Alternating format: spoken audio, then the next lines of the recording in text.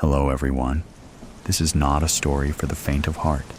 Today, we will be stepping into the darkness of the most gruesome cases, where evil not only exists, but also leaves bloody and haunting traces. This is Real Gruesome Murder Cases, a series of true stories about murders that made the whole world shudder. If you are ready to face the cold truth and the gruesome corners of humanity, come with me to delve deeper into each case, obscure recollection. Dad, where are the yams at? Frankie yelled up the basement stairs. Behind the peas, son, Dad yelled back. As Frankie walked to turn the light switch off, he looked over at his father's terrible masonry job that he did right after Frankie's 12th birthday. Until recently, the basement had always been a place Frankie's mother and father never allowed them in.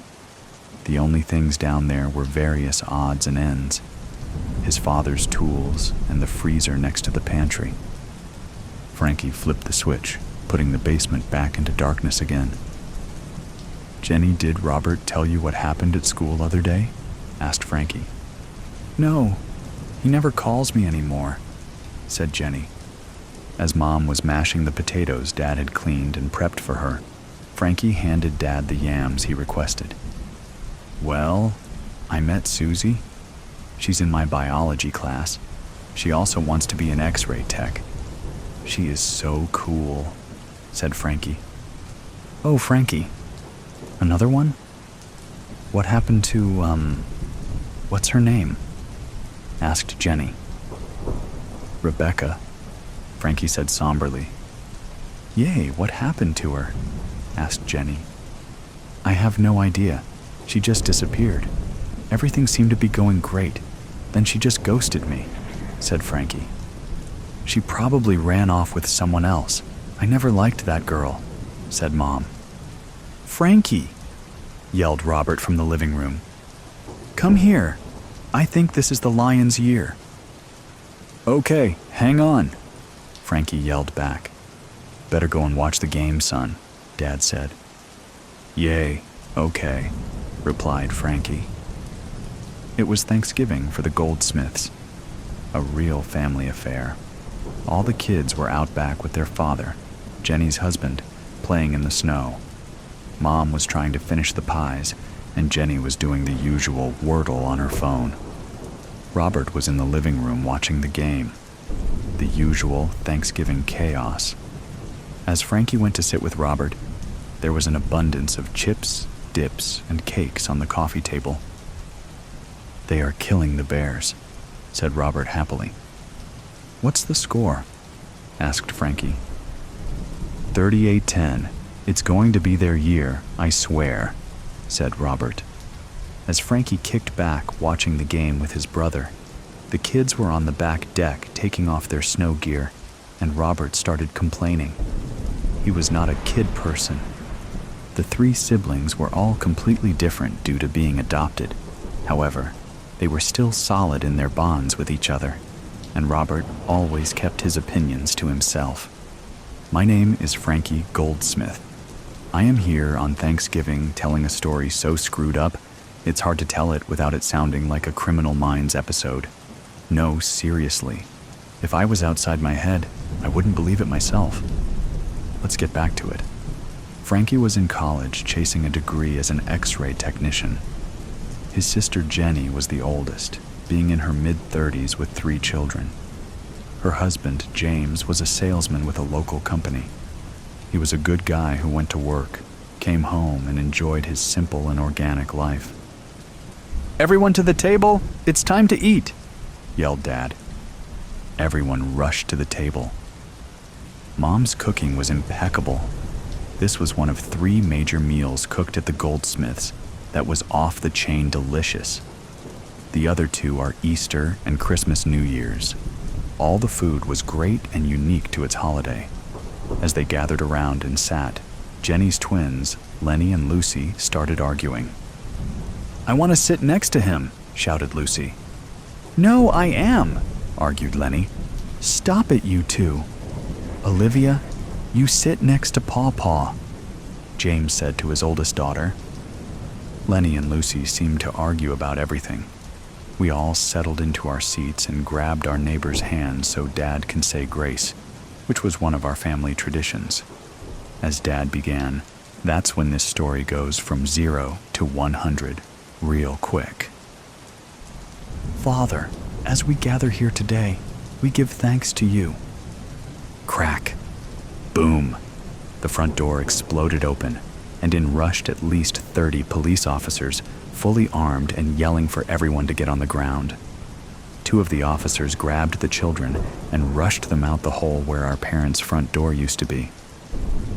Now, let's pause. You gotta be wondering, what in the hell is going on? Let's back it up just a little bit, like 6 months. We will get back to it, I promise. First, I gotta catch you up some so you understand what the hell is happening. Jenny showed up around 10:30 a.m. to talk to Mom about the new outfits she purchased for Olivia. I was at the table studying for an exam I had later that week. Jenny chatted to Mom about the clothes. Then she started to explain that she saw a TikTok about a cold case that reminded her of a reoccurring dream she had. Mom's face went blank and she asked, "What did you do, Jenny?" "Nothing. What do you mean?" Jenny replied. The room lost all its happy energy as I picked up Mom's vibes. Oblivious, Jenny continued to talk about this TikTok and how she thought it was about her birth parents. "Mom, you said the orphanage told you that my parents were very young and just left me there?" Jenny asked. "Yes, dear. Now enough of this talk. I need to go to the grocery store." "You two lock up if you leave," Mom said. Something was definitely up to something. Mom appeared so rattled as she was fumbling about. She left in such a hurry she forgot to grab her phone. Jenny came over and sat at the table with me. "Frankie, I have to tell you something, but you can't tell Mom and Dad," Jenny said with a serious expression. I nodded and she asked, "Have you ever heard of 23andMe?" "No. What's that?" Frankie asked. "They use DNA to find out your ancestral family tree. I sent off my DNA and discovered that I am from Northern Africa," Jenny said. "Okay, why the sudden interest?" Frankie asked. "That is not important. What is important is that I found out who my birth parents were," Jenny said. "Were?" Frankie asked, puzzled. "Jenny, what is going on?" "Hang on." Jenny got up and walked over to the counter where Mom's phone was and picked it up. She tried to unsuccessfully unlock the phone twice. "What are you doing?" Frankie yelled. "That's Mom's phone." "You are acting crazy." "I got to know for sure, Frankie," Jenny said. Frankie paused a minute, sighed heavily and said, "Try our birth years." The phone unlocked and Jenny started to go through it, and it was all normal stuff. "It doesn't make sense," Jenny said quietly. "Will you tell me what is going on?" "What did you think was going to be on it?" Frankie asked. "Frankie, Mom and Dad kidnapped us," Jenny blurted out. "There is no orphanage. My name is not Jennifer Goldsmith, it's Ada Abimbola. My parents and I went missing 31 years ago." "What? This can't be true. Mom and Dad would not do this," Frankie yelled. "Frankie, I researched it. It's true. I talked to a detective, and we cannot tell them we know. We must act normally. The detective believes there are more children they kidnapped besides me, you and Robert. The police know and discovered who you are too," Jenny said. Frankie knew it was true. As hard as it was to believe, he could feel it. What now? This was all he could think. He walked over and sat on the couch, and Jenny came over and sat next to him, knowing exactly what he was feeling. Betrayal, hurt, and curiosity. Who were these people? "Frankie, we must work with the police," James knows all about it, but we cannot tell Robert," Jenny said seriously. "The police are watching Mom and Dad. They think they are holding another family now. Can you meet with Detective Hunt? He will explain everything to you," Jenny continued. "Okay, now that you are all caught up, what now? Should I leave it alone and just walk away? No, you say? All right, I will finish the story the best way I can, but it doesn't get better. If you're sure? Okay, let's get to it." Just as the two officers brought the children outside, Dad jumped up and ran towards a cabinet. Pop, pop. The police shot him just as he was reaching into the cabinet. Robert kept yelling, "Can someone please tell me what is going on?" I yelled over at him to just do as they say. Mom got onto the floor, and it was obvious by her face that she knew exactly what was going on. The gig was up. As I was lying on the floor, I looked over at Dad, and he was not moving, just bleeding out. I did not feel any remorse. The officers handcuffed Mother and led her out the door. They let the rest of us get up. Jenny, James, and I took Robert over to the couch and told him what was going on. He just sat staring blankly, not saying anything. Life seemed to come to a halt after that. Everything played out exactly like Detective Hunt said, except one detail. They never expected that one, overlooked detail. The police took Dad, or Thomas Dunning's phone, and found evidence of everything. Information and photos of all the children they abducted, the ones they sold, the parents they killed. In the basement, they found the remains of over 40 bodies behind the block wall, as well as a torture chamber. They also discovered multiple storage units spread across 7 states. There was one thing that Detective Hunt could not figure out until this day, right now. As I tell this story, there is one more loose end. What changed 18 years ago? Why did they change their MO? Detective Hunt cross-referenced everything. Who was helping them abduct these children? That is when I figured it out. Well, it was something I just felt. Do you want to know? Okay, I'll tell you. It has been about 6 months since the takedown. This was the weirdest affair Colorado had ever seen. Jenny, Frankie, and Robert tried to move on, but it was almost impossible because their life was now on every news station. Frankie tried moving twice, with the same result.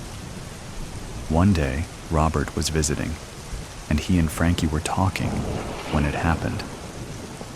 Something Robert said caught Frankie's attention, and he knew. The only way Robert could know that was if he was a part of it. Frankie bought a gun for protection, and he tried to act normally as he went for it. He slid the drawer open as Robert watched. Oh no, it was gone. Frankie looked up and Robert motioned him to sit down.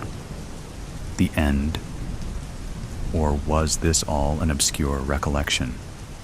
R.I.P. Michael Brent Haddix. I want to dedicate this one to my brother. At 6:30 p.m. Saturday, my brother passed away. He had been battling liver failure for 2 years. Thanks everyone at Reedsy. You guys really are my friends and colleagues. I found writing and left alcoholism behind. This community has been my therapy to keep me away from this disease. I miss you already, Michael. Cuts like a knife. I look at the sign over the door. Beauville Historical Society, my new home. I am now an artifact, a historical thing. How have I gotten to be this old, this obsolete? Does anyone even use grinding wheels anymore to sharpen things? It has been a long time since I have felt anyone's hands on me. Prior to coming here, I had been sitting in a dusty old barn for years, unused, unloved. That is, until someone decided to move me. A tattooed young man wearing an earring, a stranger to me, threw me in the back of his pickup and brought me here. dropping me off unceremoniously at the front door. He then sped away as if he were relieved to be rid of me. I have to say that hurt my feelings. He slammed me down and didn't even say goodbye before speeding away in his monster truck with the jacked up wheels and loud muffler. I try to look on the bright side. No use crying. Tears might make my metal frame and seat rust, although my heavy stone will be no worse for the wear. Chin up, I tell myself. At least now that I'm here, occupying a place of honor by the front door, perhaps I will be looked at and admired, if not used. I look around and spot other artifacts nearby, my peers. The first thing I notice is a horse plow, the kind that has a platform, really just a metal square, for its driver to stand upon while he steers the horses. I remember, back in the day, when my master had one just like it, pulled by giant, strong horses, a breed called Percherons. I remember it was a long, slow process. The horses were very strong, but sometimes hard to control. Nevertheless, the plow did a remarkable job, plowing deep, even furrows in the rocky soil. Next to the plow, there is an ancient piano with scrolled curlicues and whorls carved into its polished mahogany woodwork. There is no rhyme or reason to this crazy museum. Outdoor farm equipment is jumbled together with indoor furniture and other sundry items. The piano's deep, dark, polished wood is still in good shape, but the ivory has worn off its keys, making the keyboard look like a person with blackened or missing teeth. I suspect the piano needs tuning. I wonder if it even can be played. It looks like the kind of piano that has been sitting for years in someone's dark basement, with mice possibly making a nest inside. Alongside the piano, I spot a spinning wheel with a foot pedal, an ancient freestanding gas oven and stove with spindly legs, a roll-top desk along with an inkwell and feathered pen missing some of its quills, and other ancient worn items too numerous to mention. Like the spinning wheel, I also have a wheel, a circular, thick, heavy stone. The wheel is activated by a foot pedal, which causes it to spin and sharpen things into a fine point. The person doing the sharpening has to bend down and press the object firmly into my wheel for an extended period of time. It's a little bit like riding a bizarre bicycle. The ride is sometimes long and arduous. The user has to be patient, giving rise to the old saying of keeping one's nose to the grindstone to achieve good results. Back in the day, I was used to sharpen knives, axes, saws, really all kinds of things. It has been a very long time, however, since anyone has used me to sharpen anything.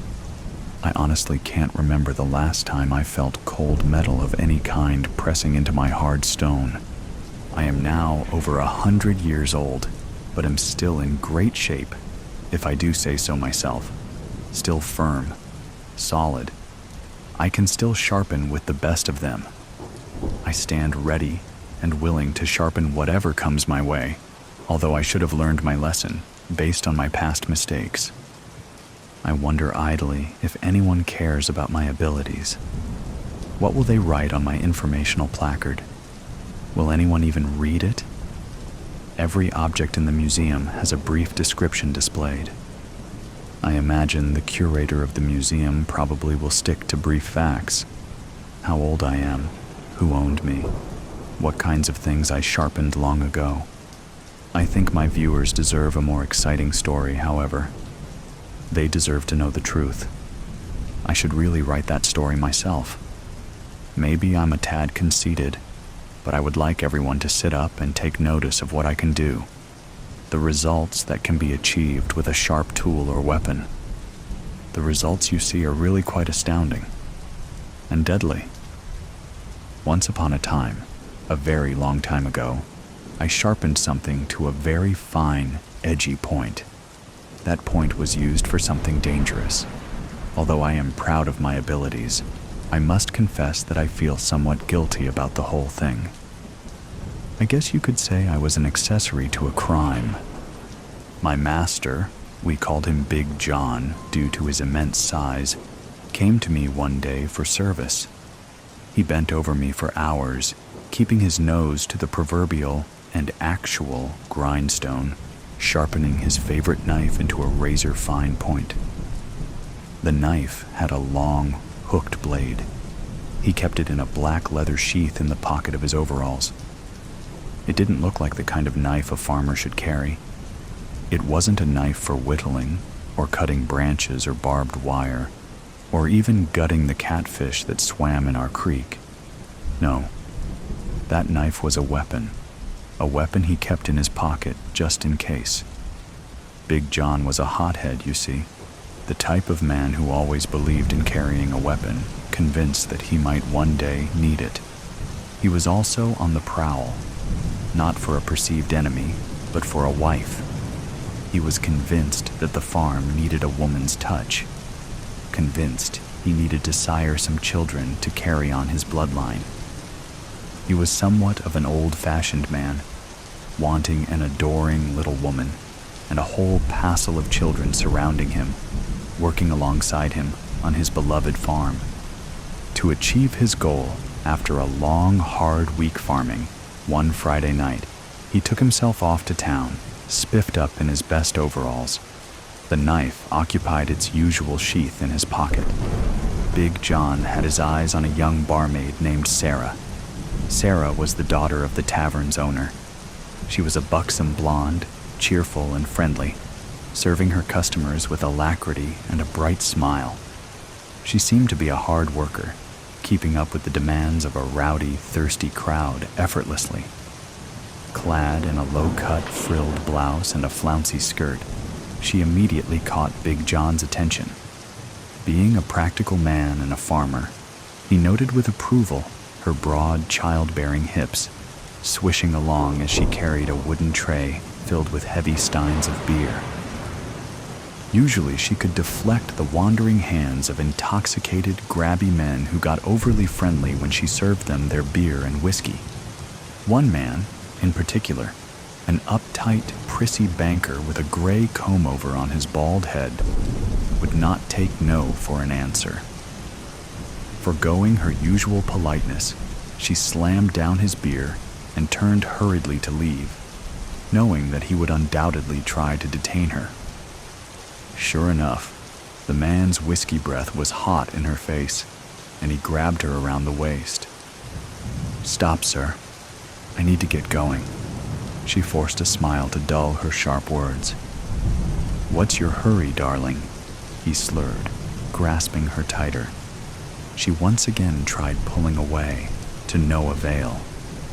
For a man who sat behind a desk all day, his grip was surprisingly firm. Big John, who was sitting one table over, felt fury rising in his chest. He stumbled to his feet and quickly stomped over. "I believe the lady told you to remove your hands, sir." He choked out the last word. In his opinion, the man did not deserve to be treated like a gentleman. The good manners his mama had instilled in him prevailed, however, forcing him to be marginally polite. "What you gonna do about it, farm boy?" the man sneered. Sarah squirmed in the man's grasp, trying to pull herself free. Big John saw red. "Who you calling a boy?" "You, of course," the man said coolly. "I'm no boy." Big John spat. Suddenly, he pulled the knife out from its sheath in his pocket and brandished it menacingly at the banker. The man at last dropped his arms from around the barmaid's waist. "Whoa there, big fella. No need to get violent. Put that thing away." Big John continued to hold the knife. All at once, the banker's hand shot out like lightning, and he knocked the knife away from Big John. The knife clattered to the floor. The bar room was suddenly silent, its customers frozen in stupefied fascination at the scene rapidly unfolding in front of them. Both men bent at once to pick up the knife. Being smaller and more agile, the banker was the first to reach the weapon. He raised it in the air triumphantly, the knife's sharp metal gleaming in the candlelight, emitting an eerie glow. "Give me that back," Big John yelled. Never! Screamed the banker.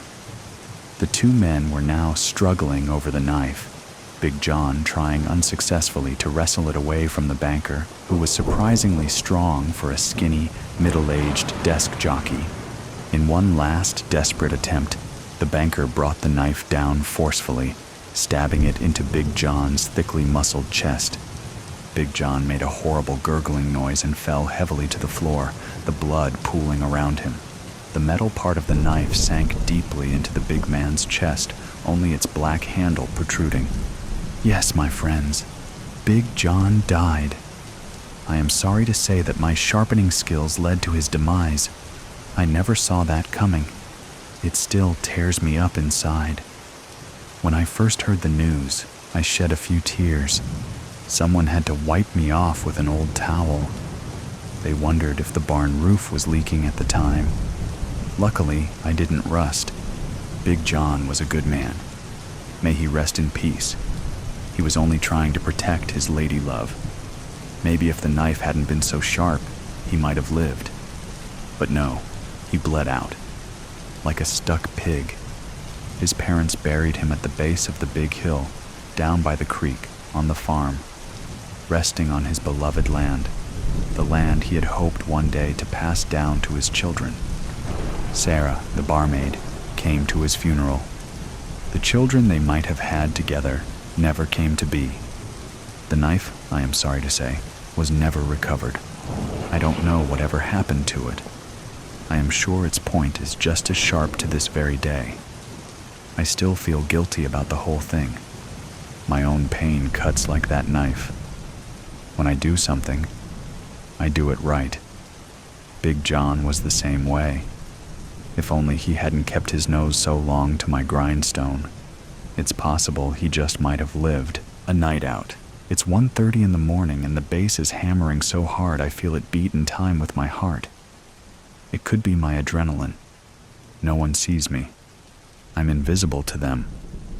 I've always had the ability to make myself invisible. Most of my life was spent being invisible to others. It's a hell of a superpower right now.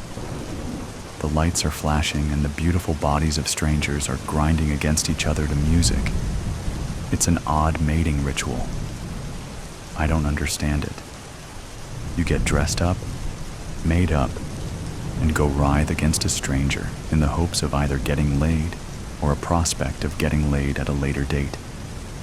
And maybe, just maybe, this night of painted-up grinding on a stranger will lead to a relationship. Isn't that how I got here, though? The bar is backlit, and the bottles glow with ephemeral promises of a good time. The floor is sticky, where hopeful patrons have bumped into each other or tried to maneuver around each other unsuccessfully. Hopes and dreams and promises all spilled out, laid bare, and left as a sticky residue on a dirty floor. I amble through the labyrinth of bodies attempting to make my way to the bathroom. I've been here before, to this club, not this situation, 1,000,000 times before. Wealthy frat boys and the girls that hope to marry them and become trophy wives congregate here. Beautiful people living beautiful Instagram lives, worshiping at the altar of materialism and lust. I used to belong here. Not that I fall into either category of wealthy frat boy or gold digger. I fell in between, a guest by proximity. Being beautiful has its advantages. Yet, even being beautiful, standing out just enough to get the invite, I blend in and go unnoticed. Except by her. She noticed me. Everyone noticed her. Tonight, I'm anything but beautiful. I'm caked in dirt and blood, a backpack on my shoulder. It's dark, and everyone is so self-absorbed or so intent on their mission of hooking up that they don't see me. The bouncer was so busy flirting with a hopeful girl trying to get in that he didn't even see me slip past him and through the door. I know I'm leaving a trail of evidence behind me. flakes of dried blood and caked mud sloughing off with each step that I take. The vibration of the thrumming bass does nothing to help this. I'm careful to avoid the bar area where it is more lit up and I'm more prone to bump into someone and get noticed. But I'm invisible. I was invisible when I came in upon him tonight too. Her and him. He didn't see me coming. She did though. She always saw me. A group of gorgeous girls come tumbling out of the bathroom. The one in the middle rubs her nose and sniffles. It doesn't take a genius to know why. I move back into the shadows and avoid eye contact. They don't see me. I slip in and thank whichever gods that exist, the bathroom is blissfully empty. I throw the lock in place. Within seconds, someone is pounding on the door. It's ironic that this is where I ended up. It's where it started a year before. Her and I. Escaping into this bathroom, locking the door, her back against the wall. I throw my backpack on the floor and turn the faucet on. She fell in love with me. I fell harder. He never gave her up and refused to let her go. I begin to remove my blood and mud-caked clothes. I take care to put them in the trash can, moving around the other garbage so that they slip to the bottom. He promised her that he would always own her. She would always be his. We took our concerns to the cops. They didn't care. They didn't listen. He never stopped. According to the cops, his feelings were just hurt. He's a good guy with a promising future. He would eventually stop, they said. But he didn't. He wouldn't. I pulled the trash bags from the stalls and put it on top of the pile of garbage camouflaging my blood and dirt-covered clothes. I stick my head under the faucet and let the hot water run over my scalp and face. The way she touched my face or ran her fingers through my hair. The way she told me I was the most beautiful girl she's ever met. She saw me, really saw me. Being seen is a powerful drug. The mud and the blood rinse from my hair and face down the drain with my tears and with my hopes. This is not what I wanted to become. I didn't have a choice. He wouldn't stop. He wouldn't leave her alone. He wouldn't leave us be. I have to hurry and finish cleaning up before the last call. The hot water reminds me of the feeling of his hot blood on my hands. I didn't expect it to flow like that. Viscous and hot. And so much of it. There is more angry pounding on the door, shouting. I need to move faster. My eyes look dead. I watched his eyes as he died, as the light went out. I slick my hair back into a tight knot, reminiscent of an old Robert Palmer video. If you don't know what I'm talking about, Google it. It was iconic a million years ago. I've always loved the classics. So much more raw than today's auto-tuned bullshit. She loved to listen to the classics with me, laugh at the videos as we streamed them on our television. I add my heavy black eye makeup and dark burgundy lipstick. It looks dramatic against the paleness of my face. His face went pale as his eyes went dark and his blood drained so fast. I pull out a thin black tank top and black pants and throw them on. I rub the dirt and blood off of my chunky Doc Martens and throw on my necklaces. I look once more at my hands. Hands that just killed a man and dragged his body to a river and dumped him like trash, and make sure to clear any remaining residue from underneath my nails. He shouldn't have tried to do what he was about to do.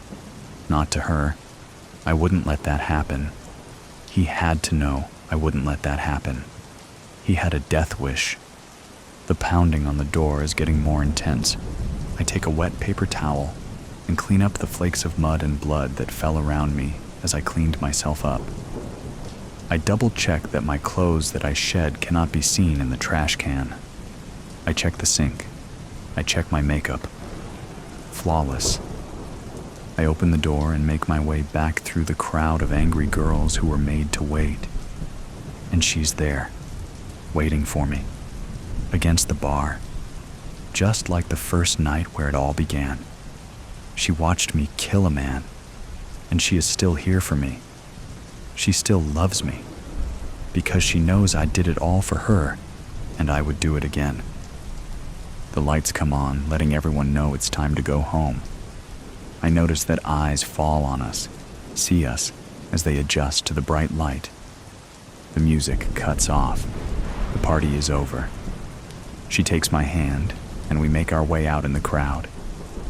No one will ever know, except for her and I. I am the silence between heartbeats. I'm talking to you. Yes, you. Don't pretend you didn't notice. That creak, that whispers you tried to dismiss as nothing. It wasn't. I've been watching, listening. You've felt it, haven't you? That cold shiver crawling down your spine when you thought you were alone, when you told yourself the darkness was empty. But it's not, and neither am I. You're not scared? Oh, you will be. Do you know what bones sound like when they break? It's not the quick snap you're thinking of. No, it's much worse than that. It starts with a groan, like a branch struggling under heavy snow. Then comes the splinter, slowly, jagged. Bones are splitting apart, and fibers are tearing like meat from the bone. Have you ever heard someone scream while their bones are being shattered inside them? No? That's the sound I made before I became this. It wasn't quick. No, the first bone that cracked, it was my hand.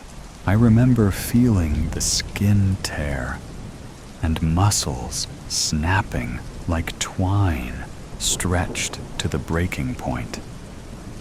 Then, the grinding started. Oh, you don't know the horror of that sound. Teeth on glass, nerves ripped apart, a shriek of agony trapped in your skull. My ribs didn't just break. They crushed and caved in, one by one, under the weight of the water.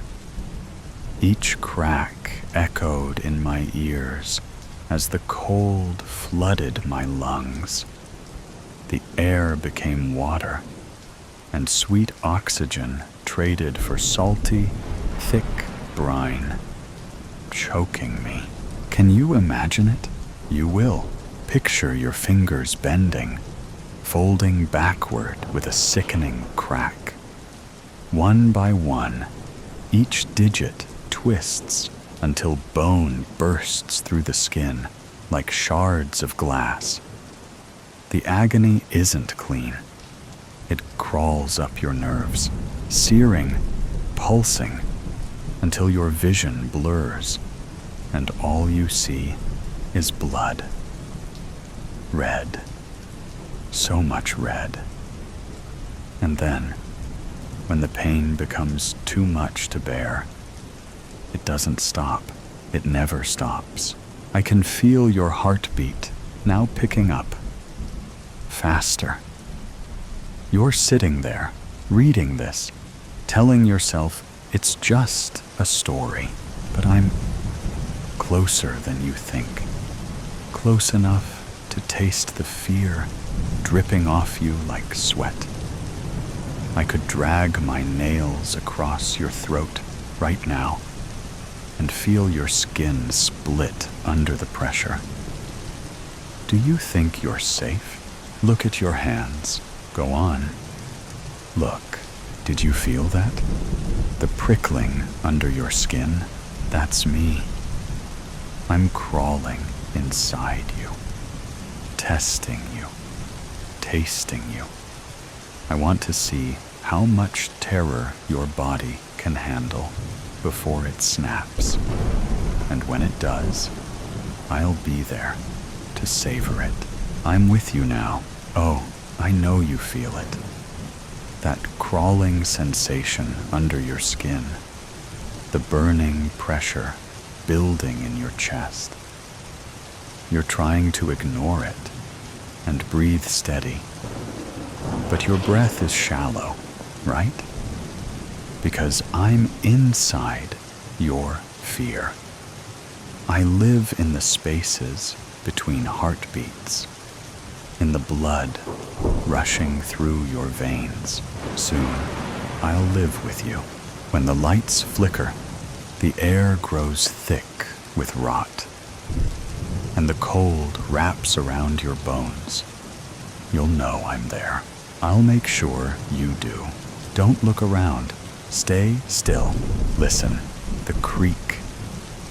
Like something crawling in the walls. It wasn't the house settling. I've been waiting for you to notice me. Waiting for you to let me in. You can't see me. Not yet. But you can feel me. That smell. Like something festering, rotting in the walls. It's stronger now, isn't it? That's because I'm closer than ever. And tonight, I want you to feel me fully. I want you to know what absolute terror is. What does fear taste like to you?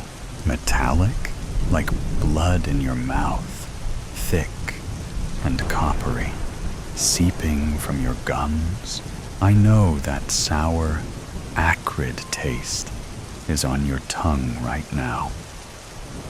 You keep swallowing, trying to push it down, but it clings to the back of your throat, doesn't it? You know something is wrong. Something is terrible. Breathe deeply. Go on. Do you feel your lungs expanding? Desperate for air? Picture them filling with water. Thick, cold, briny water crawls into your throat, clogging your airways and spilling down your chest until your lungs are swollen, heavy, and useless. You want to scream, but only bubbles rise, and they taste like salt and blood. You try to claw at your throat to free yourself from drowning, but your fingers break under the strain. Snap, crack. Your knuckles fold inward like brittle sticks. That was my death. And now, I want you to feel it. You're shaking now, aren't you? Your palms are slick with sweat, rubbing together to find warmth and friction. But there's none. There's only the cold. The deep, bone-deep cold, sinking in and gnawing at your flesh.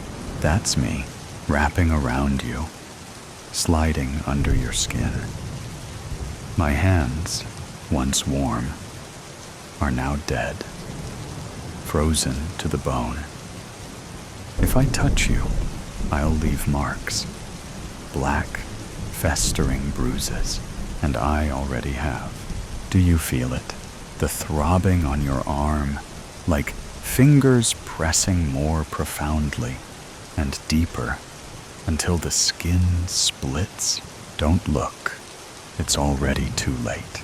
Look in the mirror. Go on. See how your eyes have lost their light? How do they seem hollow, dark, and sunken? That's because I'm draining you, bit by bit.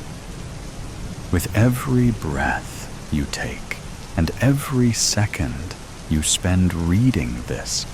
I'm pulling you closer to me. Soon, when you look at your reflection, you won't be staring back. It will be me. Close your eyes. Hear that sound?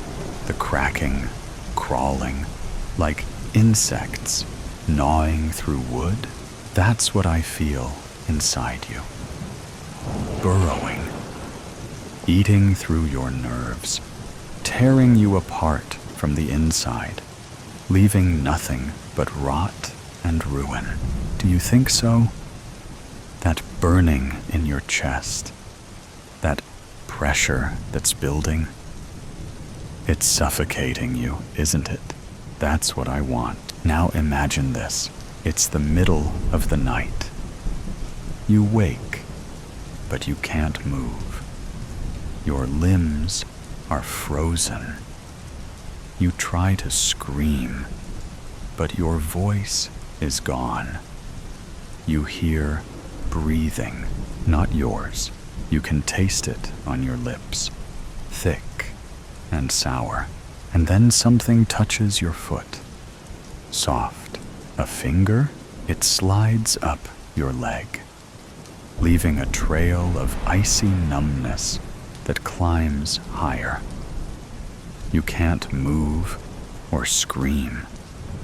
All you can do is feel it creeping up your skin, curling around your throat. That's how it started for me. I was awake. I felt it crawl into my lungs, deeper and deeper, until my breath was stolen. I thrashed, my nails splintering as I clawed at the walls, ripping the flesh from my fingers, blood pooling under my nails. But the dark was merciless. It wrapped around me, pulling me under and swallowing me whole. Do you feel it now? That tightness in your throat? Swallow. Does it feel harder? Like something's gripping your windpipe, slowly squeezing until all you can do is choke on the darkness. That's me. I'm inside you now. I'm watching you, watching your eyes flicker to the shadows, hoping nothing's there. But I am. I'm right behind you, inches away, staring at the back of your neck, so close I could reach out and dig my nails into your flesh. Feel the skin give way under the pressure. Feel the blood pulse beneath my grip. I could show you more. The way my fingers shattered as I clawed, desperate to escape. How my eyes bulged, veins throbbing, as the last breath was torn from my lungs.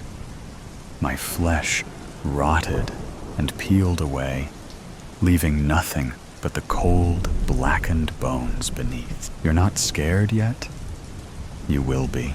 Close your eyes. I'm going to show you what it feels like to die slowly, just like I did, dreaming. The boy woke up with a shudder, sweaty and scared. For the last few months, at least once a week, he had been having the exact same dream. A cabin, a light, no one else around. Why was this happening to him again? He turned on a small lamp beside his bed. "Mom!" he shouted at the open door, and waited. She was a patient woman, and knew that something like this was bound to repeat itself. She woke up from her light sleep, put on her slippers, and trudged down the hallway.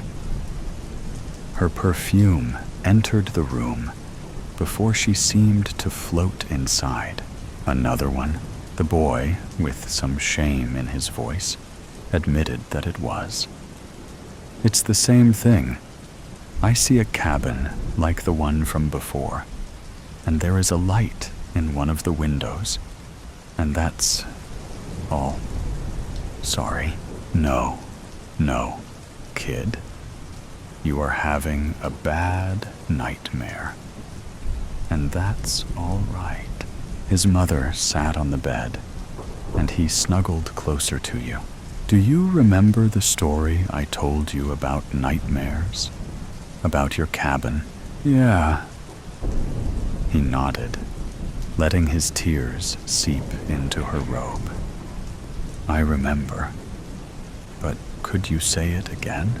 She smiled as she looked down at her son. The moonlight was dim, but she could see how beautiful her stare was as she prepared to share the story he knew all so well. Okay, so remember our last vacation? A long time ago. Right. A very long time ago. We all went out on a very long vacation. Camping? Yes. She put her legs up on the bed, hugging him and becoming wistful. We were all going to go out into the woods to spend 2 weeks in the woods. In Daddy's cabin, the boy was now shivering. She held him close and looked down at him. Yeah, but you know that part, right? We had the cabin all to ourselves, out in the middle of nowhere, just like here, very much so. But that was a special trip.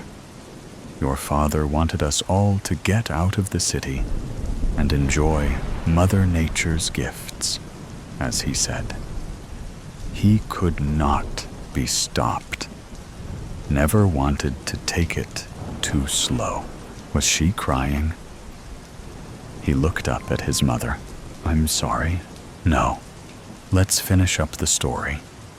We went out into the woods in our car. All the food and gear was taken out.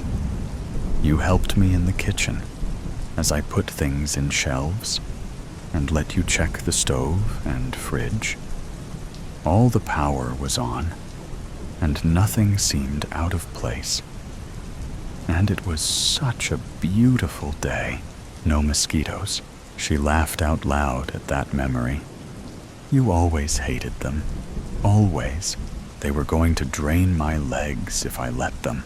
Is that why you did not want to go out to the lake right away? His mother remembered everything. Maybe he wanted to forget some parts more than others. It was just, Dad wanted to go out there right away. He said that we were losing light, whatever that meant. He really did not check out anything in the cabin, except to see that his keys worked. It was like he could not wait. She did not interrupt her son as he told this part. You remembered everything. You are the one who should be telling the story, not this next part. That's right. She took a deep breath and began to tell him the part that he did not like. Okay, so I stayed inside, and you and your dad went down to the lake. We took a boat. He wiped his face. You took a boat. We were out on the lake. Heard a loon cry from somewhere, but no sound. No mosquitoes, no noises. And we caught a bass. Dad said it was spotted. I did not ask him what that meant. Wish I had. Guess it means the way it looked. I saw it. And this is where the boy was always confused. This part of the story did not make any sense to him. How did you know? We were walking up to the house, the cabin. I mean, it was late now, dark. You left a light on in the window. But I was so tired, and Dad let me carry the fish. until everything went so black that I could not. She passed a hand over his head, kissing him on top of his thick hair and smiling. And that is what you always remember. Nothing else? He always felt frustrated at this part. No, I don't. I don't even know where Dad went. The police said that he must have just disappeared. But the car was there, and he left his wallet, his keys. Everything was, and he broke down again. It was always at the same moment. He felt so tired. I think that you should get some sleep. Yeah, right. The boy felt as if his head was sinking right to the floor. Maybe the mosquitoes are draining me now. Ha ha. Now, get some sleep. She got up and looked down at the boy. Did you hear that? The boy's eyes popped open. Hear what? Nothing. He smiled. It would be a good night's sleep. See? Nothing. Now sleep. Right. Night. She paused for a moment at the door to see if he really was asleep. It was when she heard his breathing and saw him flop onto his stomach that she knew he was out. The lamp had gone out by itself, out for the night. This made her happy. So happy. Her face cracked in the dim hallway, spilling the liquid and gore that she kept concealed from the world under the caked makeup and skin that had aged so badly. A long swallowing sound came out through her throat, and she smiled as she walked slowly to her room. The stink of her body was easy to cover with the heavy robe soaked in perfumes she made. And the cabin was perfect for them. No, not this one. There was a reason why they ended up in her woods. They were the only ones there, and she had them. He is not going to leave. Not like so many others who found a way to leave and abandon her, just like her first husband, just like the boy that she lost. Too painful to think about. Right. She adjusted the teeth, tongue and jaw that were sliding out of place. It was a good thing that she put that mirror in the hallway, right next to the boy's room. But there was one final thought she had to share before leaving him. The gurgling in her bile-filled throat allowed one last thing to escape into the darkness. Sweet dreams, my child. The guinea pigs. Dr. Travers ticked all the boxes on my consent form, and peering over his glasses, assured me an arm transplant was standard practice. I perform 10 a day, he said, handing me the paperwork. They're a piece of cake. Really?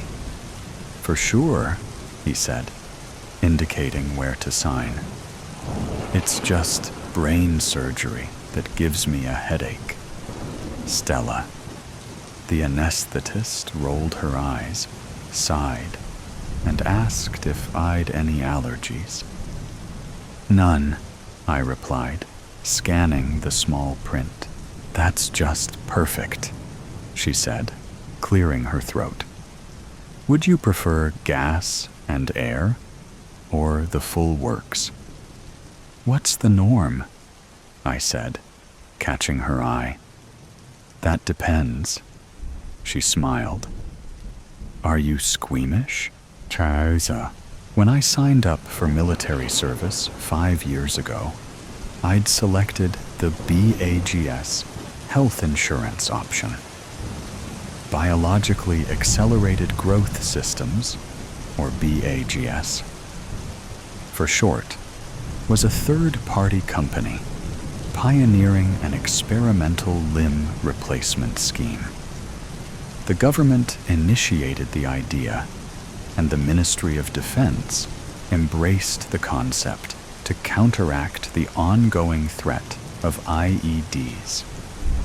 In the event of a severe injury or amputation, they promised us rapid treatment and substitute limbs. All they required from volunteers were 2 pints of blood and sufficient genetic material to cultivate a trauma clone in their body farm. It made sense, and I had nothing to lose, hopefully. I have to admit that the lure of the extra pay motivated me when I signed the forms. Any potential injuries gained in active combat were far from my mind, and further complications seemed a remote possibility. It was during the 6 months of basic training I discovered no one else had enrolled for the BAGS insurance policy. Perhaps everyone reckoned the scheme was just a gimmick. Maybe I'd misread the caveat on the consent form about transplanting living tissue. I mean, it never occurred to me I'd meet the limb donor face to face. Tutua, my last tour of duty, occurred in April 2015. Around the time, jihadist fighters released a video of the ancient city of Nimrud erupting in a cloud of dust and smoke. They attacked its priceless sculptures and frescoes with sledgehammers and power tools, then detonated the 3,000-year-old Assyrian ruins. The wanton demolition came amidst a wave of attacks on Allied forces in Iraq. I lost my left forearm in Nasiriyah, about 360 clicks south-southeast of Baghdad, near the ruins of the ancient city of Ur. Sergeant Albury snagged his boot tip on a tripwire and didn't stand a chance. He was toast in an instant, poor sod. I was next in line, and the landmine's devastating blast threw me across the street. So much for the cradle of civilization. There was little below my left shoulder when I regained consciousness in the field hospital's ICU. The duty surgeon said I was under the knife for 10 hours and told me I was lucky to be alive. He expected a full recovery, having extracted a bucket of the shrapnel from my vital organs, although he expected roving fragments to surface over time. If you have any further issues, he said, picking his teeth, I'm sure your regiment's medics will sort you out. Yeah, right, I thought. But you know what? He wasn't wrong. A serious-minded BAGS employee in an expensive suit attended my bedside the following day and explained the benefits of my policy. He presented a convincing case for urgent action and applied for a consultation on my return to base. I waited 6 weeks for an appointment to discuss my suitability for a limb transplant. Dr. Travers was frank. Either he operated forthwith, or I faced an interminable desk job back at HQ and no more active duty. Are there any risks? I asked. The odds of rejection are slim, he said, frowning. But better than your career prospects as a shorthand typist. Point taken, I said, considering my disadvantage. Dr. Travers glossed over the matter of sourcing and matching a spare limb. It's not all about physical compatibility, he said. There's the psychological aspect to consider. I recall biting my lip when he explained a typical post-op response. It'll be disconcerting and may feel as if it doesn't belong to you, he said. However, just remember, an unfamiliar appendage is far better than the alternative. I'd no time to worry about the details because my allotted day in the operating theater happened within 48 hours. I didn't sleep the night before and entered the theater feeling lightheaded, having followed the nil-by-mouth instruction beforehand. Stella performed her last checks before a nurse handed me a surgical gown, and Dr. Travers scrubbed his hands while we waited for the trauma clone. The freezing cold hiatus on my back in the theater, wearing only a starched cotton gown, was the longest hour of my life. I was covered in goosebumps and shivering from a cold sweat when a masked nurse poked a gurney through the theater's swing doors.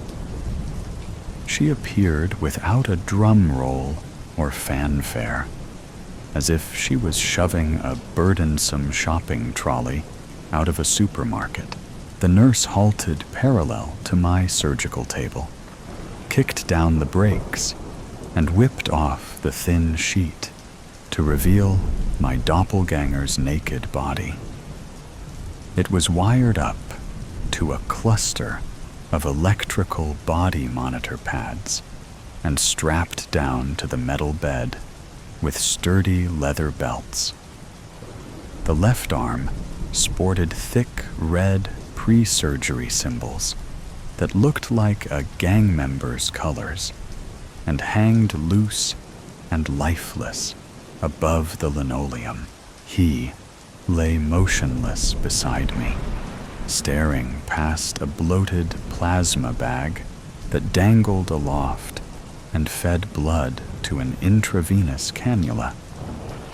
Dr. Travers raised his arms and cracked his knuckles and nodded at Stella. She wasted no time and administered a heavy dose of propofol. I remember her asking me to count down from 10, but don't recall getting past 7. Tranquil. When I regained consciousness, my body double was still next to me, an exact copy, except now the left arm was missing, and there was a sutured wound below the shoulder.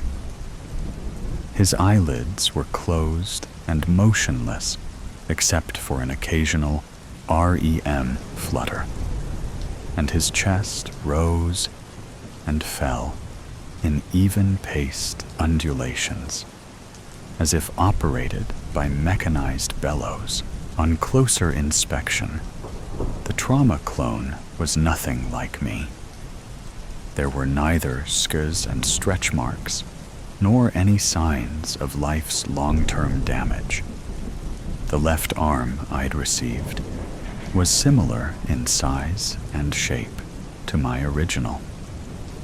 I mean, I thanked God for my replacement, despite needing months of gym work to strengthen it. Yes, size-wise, it was a splendid match, and Dr. Travers had done a remarkable job. It's just that, well, I don't know. I guess I'll miss that barbed wire tattoo circling my forearm, and all my ginger freckles too. My ex-wife used to love those silly brown spots. "Nobody's perfect," she'd say. If only she knew she could see me now. "The adoption process takes time," Dr. Travers said during our meeting a week later. "You ought to be home soon, and you'll adjust in a few weeks." "Will it ever feel like mine?" I said, flexing my stiff new fingers. "Of course," he said, cleaning his spectacles. "Besides, I'm only a phone call away if you need reassurance." Dr. Travers couldn't guarantee the pairing process would work, and I had to be prepared for rejection. He outlined likely symptoms in case the donor's hand didn't marry up with my nervous system. It was a long month in the BAGS Institute while I acclimated to my new limb. I followed the physio's guidelines for recovery and adhered to her plan, exercising as much as possible. The Institute's layout was straightforward. The building supported 8 levels, and most floors contained glass-partitioned offices.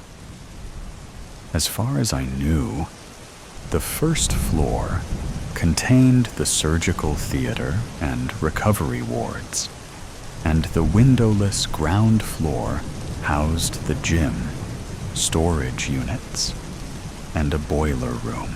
My first floor ward was empty, and I was alone most days, apart from Nurse Winter's morning welfare visits and meal deliveries, and Dr. Travers' weekly progress checks.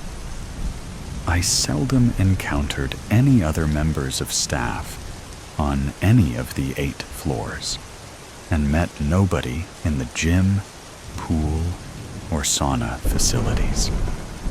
Apart from intermittent security patrols, there were only a couple of employees engaged in gardening and exterior maintenance work. It was on my last day that we had a power cut, and the building lost its heat and lighting.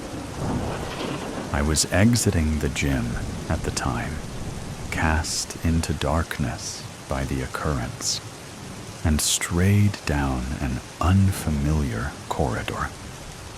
It was about 10 minutes before the green overhead emergency lights kicked in, by which time I found myself in one of the storage units. Somehow, I'd bypassed the security system in the outage and found myself lost in a maze of boxes, sealed containers, and cargo bays. I admit being disorientated by the experience. However, a sudden thought occurred. Until that moment, I'd never considered my trauma clone's whereabouts. Where was he? And what condition was he in? Was there accommodation here?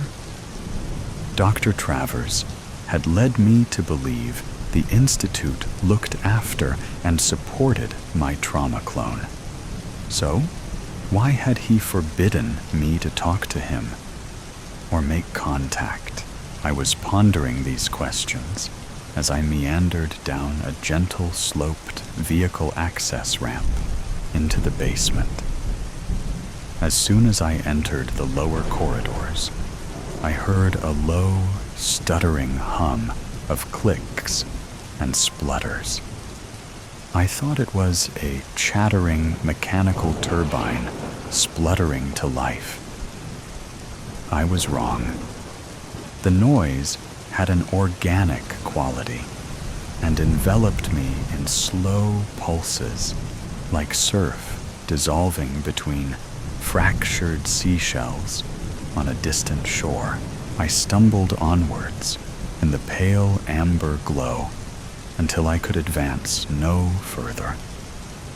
The light was emanating from translucent ceiling panels within a glass-walled room. Below it stood motionless figures connected to an upper gantry by a complicated loom of feeding tubes and electrical sensor cables. Life support systems, I imagined. The figures all shared similar characteristics, but differed somewhat in musculature, as if they were cuttings taken from a parent and propagated at staggered intervals. They were all naked and standing in equally spaced rows and columns, like life-sized chess pieces, awaiting a call to arms. There were at least 20 of them, all staring ahead with uncomprehending, glazed eyes and indifferent expressions. The wretched creatures were like a herd of cattle grazing in a pasture, oblivious to time and tide, and at the mercy of unknown assailants. I advanced towards the glass wall, and the closest figure's head turned to face me. It was obvious from his missing limb and sutured shoulder that we'd met before. There was a spark of recognition in those dilated pupils, like a dim, flickering light from a dying star. He edged forward as far as his tethers would allow, and raised his right arm in painful increments. All the while, those black pools of artificial existence held their intense, unflinching gaze. His fingertips reached to their full extent, like an unfurling leaf, and stroked the surface of the glass between us. I placed my left hand on the transparent surface and spread my fingers. Without so much as a blink, he mimicked my gesture. Our raised palms mirrored each other, either side of the shatterproof glazing. My hand flinched, as if gripped by its rightful owner, or some vestigial impulse dictated its movement. I hesitated for more than a minute as it twitched and writhed of its own accord. I lowered my eyes, tearing myself from his pitiable stare. 15 millimeters separated us, and yet we were worlds apart, as if we were distant relatives meeting in some parallel universe. I imagined some warmth in his palm, and supposed his instinctive gesture was meant to keep me there. He turned away and returned to his designated position amongst all my other clones. They were all looking at me now. My back spasmed with an intense, muscular shiver, as if I'd felt an icy blast. It was impossible to remain there with all those pairs of eyes judging me. I rubbed my hands together for warmth as I walked away, and I realized my clone wasn't born. He was created. He hadn't emerged from nature. The Institute reared and propagated him from cells which they'd nurtured to a mature specimen. That notion should have consoled me, but it didn't. Dr. Travers was adamant. The trauma clone didn't have a life as such. No family, no memories, and no real concept of a world outside. That was how he told me to frame the situation. "You're lucky," he said. Not everyone has a chance to replace all their vital organs. I felt sick, looking down at my left arm afterwards, and recalled that awful stump on my doppelganger. Now, I'd encountered him in person. It felt as if I'd been caught red-handed, receiving stolen goods, and by chance met the lawful owner. "Don't worry about it," Dr. Travers said, placating my concerns. I couldn't be at peace with the notion, but I accepted he was right. How else could I live with myself, knowing that the trauma clone's only function was to donate spare parts? Chartha. There was a guard of honor as I departed that evening, and I wondered what would happen if my trauma clone escaped. Would he survive in the outside world, or just succumb to nature's mercy, like a domesticated pet that's lost its natural instincts? As I walked across the deserted compound to my vehicle, I couldn't imagine returning here unless the worst happened. I supposed I'd only meet my trauma clone again if I was unlucky during my next tour in the Middle East. But who knows? They hadn't patched me up to stare at a PC all day. The chance of a half-dead man and Dr. Jane White sound filled the living room as Jane struggled to find her TV remote. Soft pillows scattered all over the carpet, leaving a minimal space for Jane to stomp around angrily. She never liked the white sound. Haunting as it is, Jane tried to calm herself and collect memories of where she placed her TV remote. Her hand slips into the crease and the fold of her sofa, grasping at the empty space in between. Jane moved her hand slowly to the corner of her sofa, and her hand finally hit something. She grabbed the object and surprised when she saw it was her remote, aging with the dust that have resided inside her sofa. Relieve. Welcome her as she turned the TV off.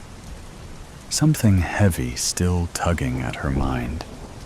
If she hadn't been working so late, she might not miss her favorite show again this week. A soft tune started to pull her way from her tired mind. Jane rise to find her phone. Ugh, again? Why do I keep forgetting my things? Her lovely mother would be laughing at her for such silly behavior a doctor can have. Jane suddenly misses her. It's been 5 years since her mother passed away. Yet her laughter and smile still here with Jane. She hopes it will never fade away. Jane lifts her foot carefully to walk between the messy pillows, focusing herself on the tunes from her phone. One missed call had waited for her before another call struck. Jane was shocked that her cousin was the caller, for it was highly unusual of Charles to call late at night.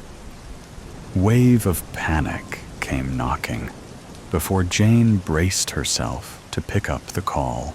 "Hello, Jane?" Charles's voice was shaky. Panic surged through Jane completely. "Charles, are you okay?" Jane started to walk away from her living room. I need help, Jane. Can you come to my house right now and bring your medical bag? Please, Jane, a lightning strike her heart, and Jane ran to her room upstairs. "I'll be there. Don't worry, Charles. You're going to be okay." She hated to ask questions, especially the ones she knew she won't like the answer. Charles have a dire reason why to call Jane that night. They were close when they were kids. Their memories of childhood are blended together. Not a single memory without each other. Jane was driving at a high speed because the stream in her head won't stop worrying about Charles. She had tried to blur it out, just like every bloody wound she had to stitch, and every smile she had to put at the end of it all. She won't be okay at the end of the road for this, but being a doctor and a friend for Jane means more than her mental state. What become of it is that Jane can only feel the cold wind of the night. No more warmth. Every time she looked at the mirror, all she can think about is how dark her eyes are and what people might think happened to her when they saw it. Jane slowed down her car as she drives towards the house gate. For a businessman, Charles was very successful. Family and friends never knew what he was selling or buying to be this rich, almost drowning in his own gold, really. The gate automatically moved to open up a path for guests. Optical sensors and cameras cover every inch of the house entry, watching its newcomer every day. Authentic English patterns made the dark metals of the gate seem stronger, unbreakable. Solid walls keeping the vulnerable secrets safe within. Smoke diffused and expanded from his cigarette as Jane watched an old man waiting for her at the lobby. A familiar face running close behind him. Charles. Quick! Chandelier lights glimmer above. Its reflection made Jane's dark red hair burns with shades of amber. Jane rushed inside the grand house, certain of her steps. Diving into the role of Dr. Jane again, blood trails all over the white marble of the house. Charles lead the way into a dark hall, then down the stairs. The room was more like a morgue than a basement, or maybe a combination of both. Jane can't tell why Charles has this odd room.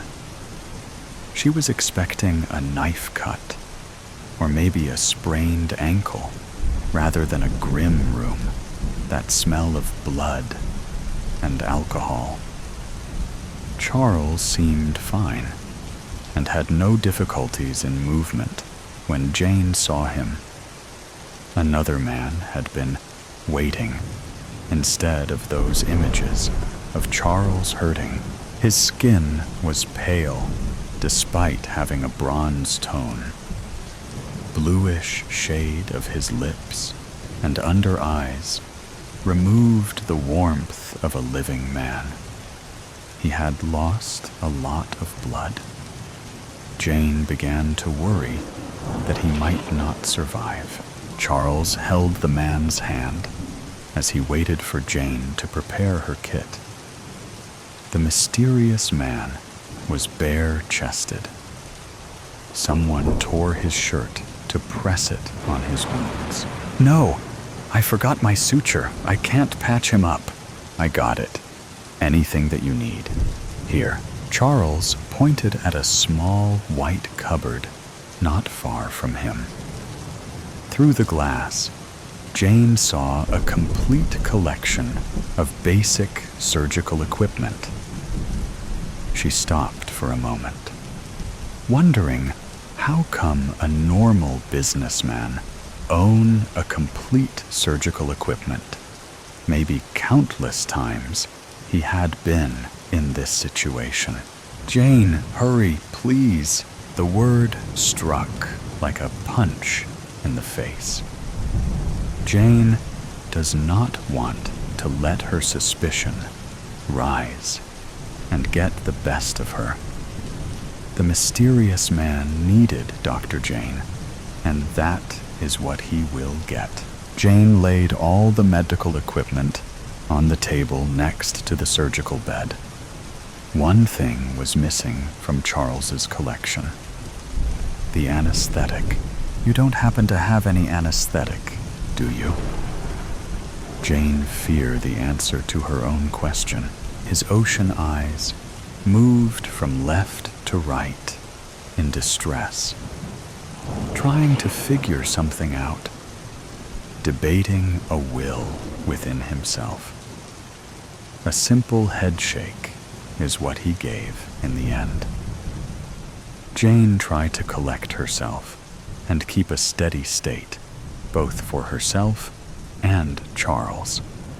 She hates to see someone hurt, and she hates to be the one doing the hurting. There's no one in the room but the three of them. That gave Jane an unexpected relief. Slowly, and one by one, she overcome the surgery. Aseptic conditions before reaching for the gloves and mask. Deep breaths before examining the wound. A small pause before sanitizing it with iodine. The brown liquid trickled down from each sides of the wound. His right shoulder was the first one she cleaned, then the one above the abdomen, a little to the left, almost to the heart.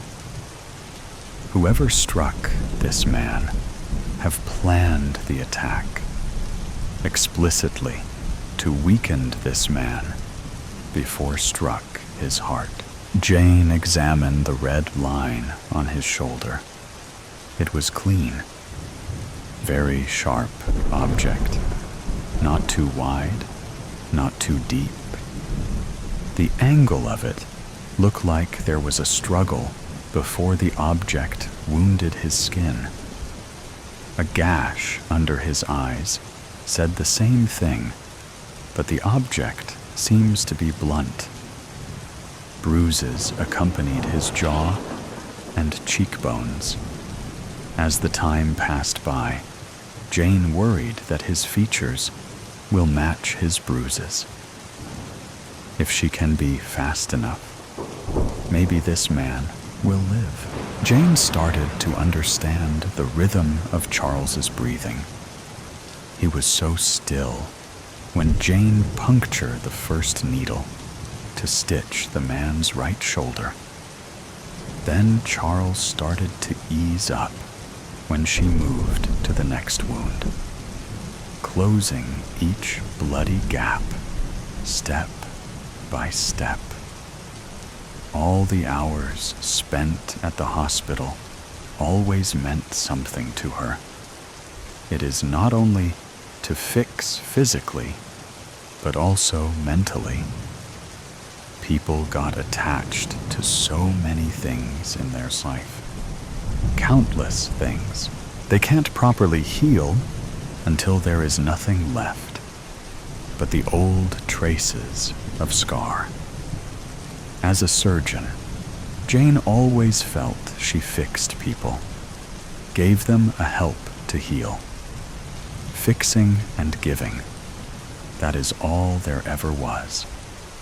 Helping people to find their strength again, grow from their experience.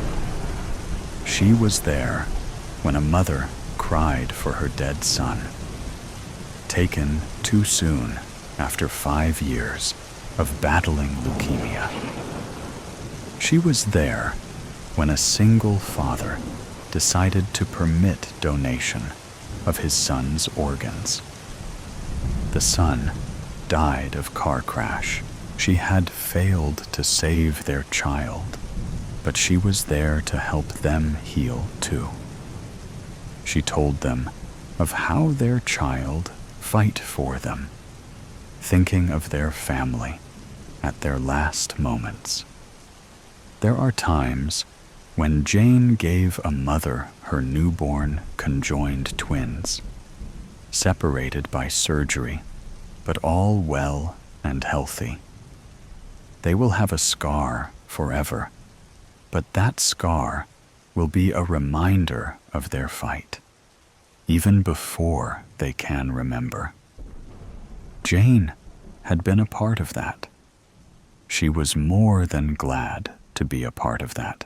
Mother always told her to help people. Do everything from the bottom of her heart, genuine and certain. Believe that there will be a relief for every difficulty. As the last stitch sealed, Jane released a slow breath. She placed clean pieces of bandage over the man's wound. Though not as pale as he once was, the man was laying still and unconscious on the table. He might wake soon after this. Make sure he's hydrated. No alcohol, Charles nodded, his eyes distant. He's holding his breath, waiting for the moment when the mysterious man finally opened his eyes. Charles looks almost drowning in fear. Something glinted in his eyes, something Jane never seen before. One question: what happened? Jane hated the question. It would be easier for her if Charles just spill everything. They both know it won't happen. Jane took her gloves and mask off, avoiding Charles's eyes. Still, she wanted to hear everything in its full truth. You know I can't. You don't want to get involved more than you already are. His eyebrows creased. Anger and regret rise up in him at the same time, waiting for Charles to open the door and release them. For so many reasons, he deserves to feel that way tonight. Okay, it's obvious, Charles. Her eyes darted to him. Jane realized tears had gathered in his eyes and slowly spilling out. What do you mean? Charles ran a hand through his hair. Memories, uninvited, flashing in his brain. If you're going to play game of secrets, so be it. There is a long and dangerous story behind this. Jane, sure of it. It is not her place to push Charles. A shallow understanding came for her, like leeches. Heavy for now, but light for later, she thought. He got some deep wounds. He barely makes it. At least, if you care about him, you'll need me again. What had the help meant? What was the urging reason for a woman to save a mysterious, half-dead man in the middle of the night? Something in her awaken. A warrior, ready to take everything by the tip of her spear. Jane saved a man. She will give him medications. Help him gain his health again. A chance to build again.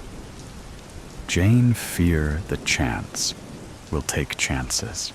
Can it be real? Had she just saved a criminal's life? What does the fixing and giving means now? stream of thoughts had preceded her kind intentions. Leaving the cold and soundless room behind her, Jane walked away. Rainer Kelly's murder soulmate. People are fools.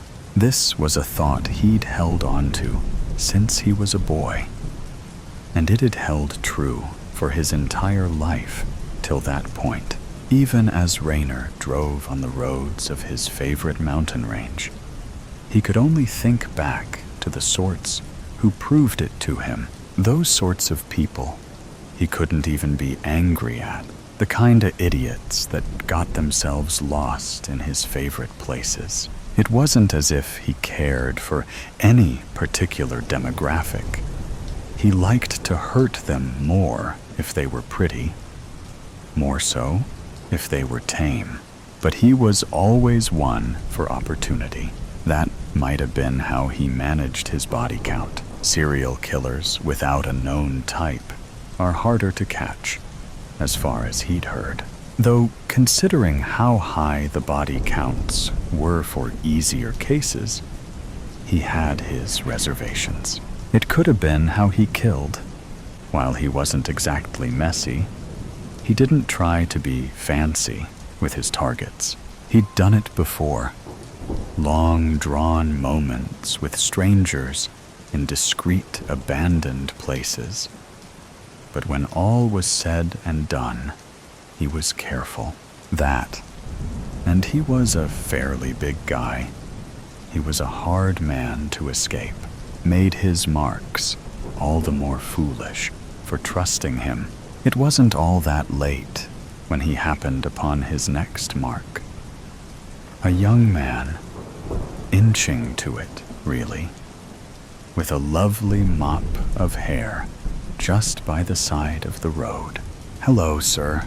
I kinda sprained my ankle. Could you drive me to a gas station or something?" the kid asked softly. He looked embarrassed by the entire situation. Rainer liked that, so he opened his passenger door for him. The kid was asking, after all. He watched as the kid arranged himself on the passenger side, careful to buckle himself in. The kid seemed a mite more cautious now, considering his ankle. Rainer started after that, taking his merry time since the kid wasn't worrying directions. "So, what had you so far out?" Rainer asked with a sideways glance. The kid had been looking out the window, contemplating something, before glancing over to him. "Oh, nothing much, just the scenery," the boy said. "Is it all right if I do some writing here?" "I don't exactly have a charging setup," Rainer said, still playing the Samaritan. The kid took out a small journal. "Sorry to disappoint. I'm a bit old school," he said, trying to look cool. He kinda did if Rainer were at all honest. Rainer could have driven with his eyes closed, but he still only looked over occasionally, seeing the kid scribble away on a relatively clean page in his book. "So, what do you like to write about?" "Bodies." "Oh, what kind of bodies?" he asked innocuously. "Anybody, anything." "Oh," he said, hoping for something more specific. It was well enough that the kid was mostly quiet after that. Rainer wasn't so over-curious of this next body. Couldn't be that clever this far out. Didn't stop him from being a bit disappointed with the answer, what they were, rather than the state they were in. He was still a bit mesmerized with the kid, scratching away on a half-empty journal he was never gonna fill. He wondered, like any man oughta, how the kid managed to see anything past his fringe. But it seemed weird to impose on something like that. That mop would be safe enough to cut when the kid was dead, if he was really in the mood for a trophy. Beyond that, it was the kinda night he wanted to take slowly. The kid was marked for it. Raynor liked to take it slow sometimes. I still gotta wonder what got you out so late. I thought I told you. Oh, whatever, the kid whispered, before asking, is it all right to say I've got terrible friends? Well, hey, we've all been in bad crowds before, Raynor stated. He liked getting him out of the shell before the fun. Yeah, Raynor couldn't see where the kid was looking. I don't think I caught your name. No, you didn't. Be fair, I didn't catch yours either. Ah, I'm Callum. Let me guess. Your mom had a thing for soap operas? No, saints, actually, the kid corrected with a laugh. My mom had a thing for cryptids. Raynor paused at the non sequitur, thinking over what to say. He could be honest, tell the kid his name, hear that begging catch on his throat later. Or he could lie, make him guess. It won't matter if I don't know your real name, you know, the kid said, catching his apprehension. Raynor stopped to think about where they were, where the closest safe house was, before saying, no, I was just surprised. I'm Raynor Kelly. Because he liked the kid's voice.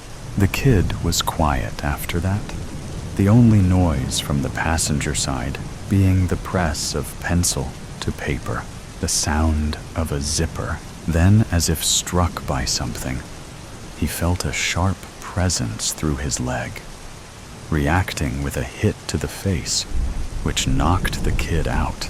Without much thought as to the proper thing to do, Raynor pulled the knife out. Raynor felt his own hot blood flow from his thigh, and all he could think was, the little maniac stabbed me. He looked down at his leg, realizing that the kid, with all the luck, nicked something proper.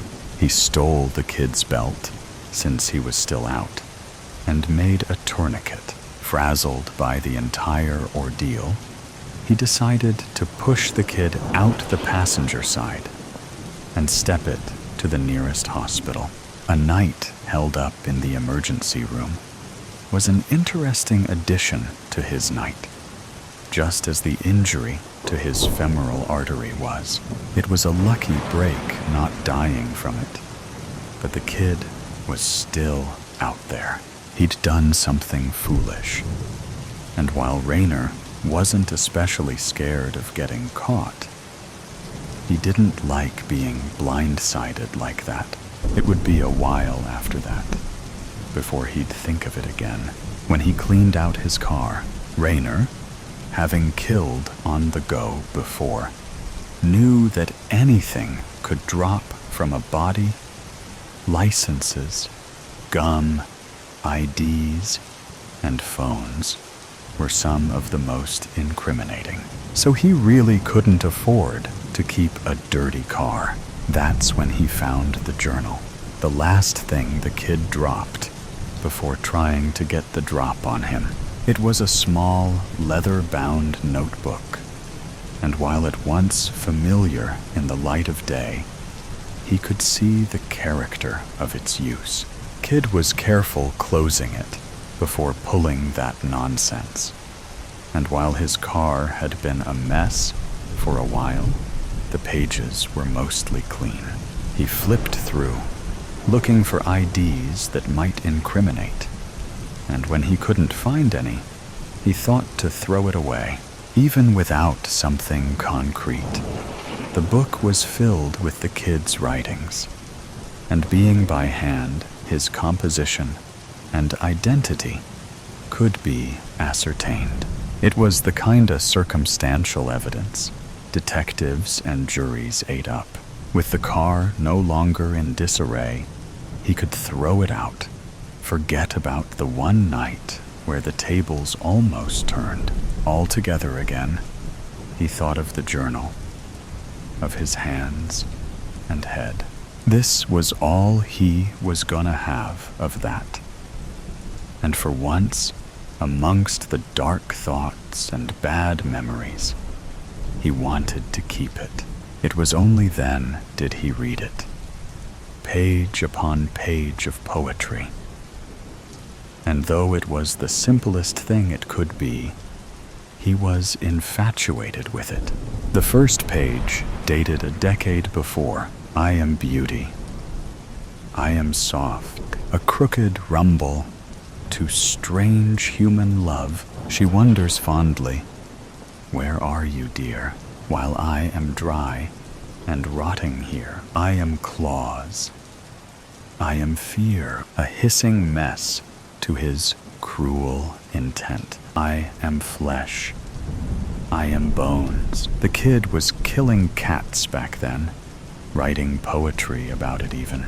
Rainer was taken back to his first experiments, neighborhood pets, and the like he dispatched out of curiosity.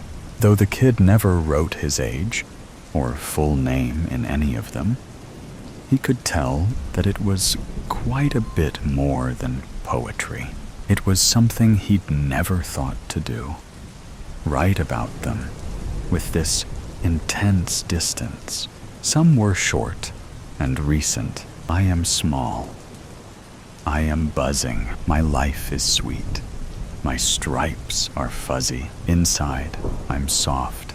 My stingers not. None are things the dead can flaunt. Before he knew it, he felt familiar with the kid, like he was more than a liability, as close as a journal scratched halfway through.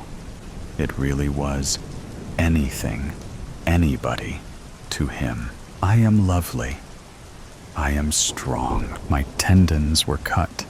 My fat is gone, lost beneath 2 or 3 feet. There are no feelings the dead get to keep. Rainer thinks, reading through Callum's poetry book, about that night and how it went. Every little lie that he didn't bother telling. How ready he was after saying his name. He wonders, what'll I do when I'm on the prowl again? Hungry for new pretty faces. How long before he thinks about the kid as just a liability again? And not the one that got away.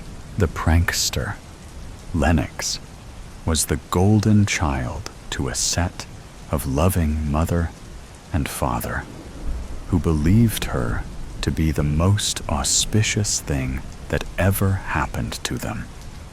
They never reprimanded her for her childish pursuits, let alone denied her anything she ever wanted. An army of helpers were always at her beck and call. She pulled immature pranks and toyed with them to her heart's content. Her impishness was further encouraged by her parents, who laughed it off her as a sign of childishness and immaturity. Asher, Freddie, and Sarah were all Lennox's best friends. They belonged to well-off families and were as unruly as Lennox. They were all indifferent to the pain their actions might cause to the person at the receiving end. A boy named Austin was the current target of Lennox and her gang. Austin lived in the servant quarters along with his father, who was a driver at Lennox's house. He was a nerdy and ambitious kid who wanted to support his father when he grew up.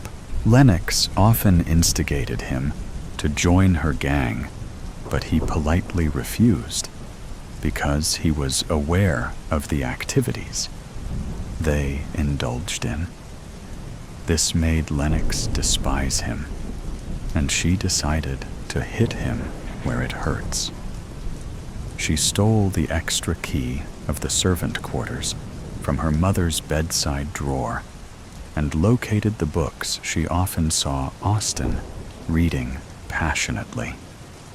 She set all of the book on flames, which left poor Austin crying bitterly.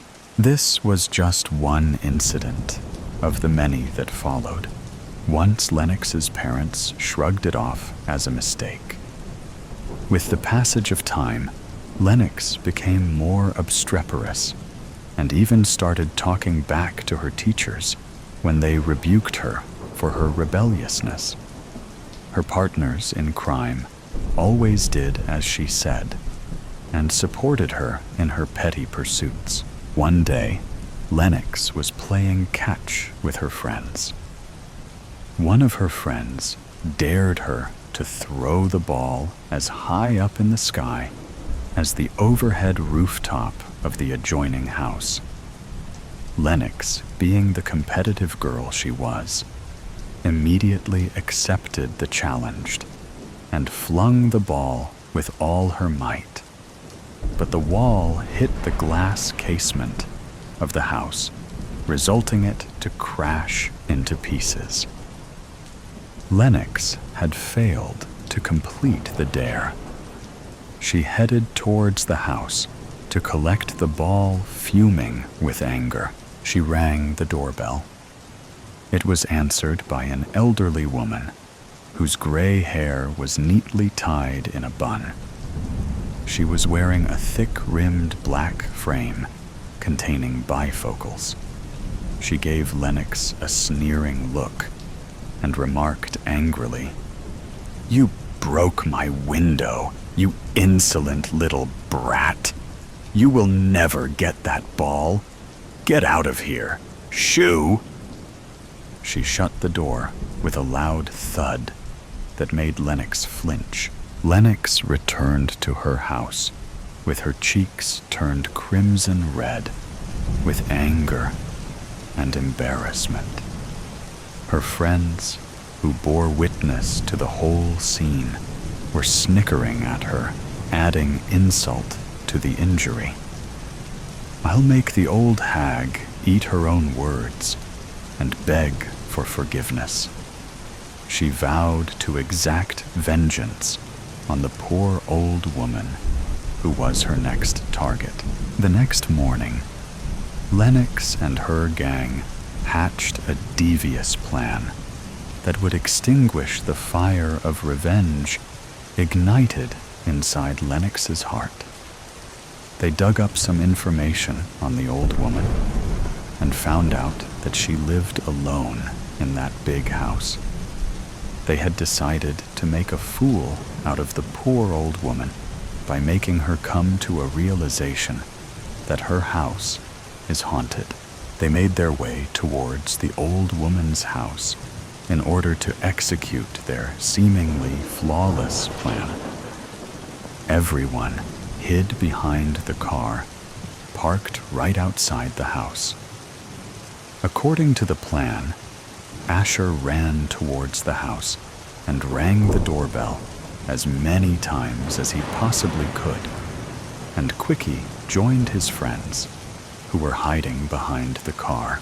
A few minutes later, the old woman poked her head out of the gate and muttered something under her breath when she didn't find anyone standing on the other side of the door.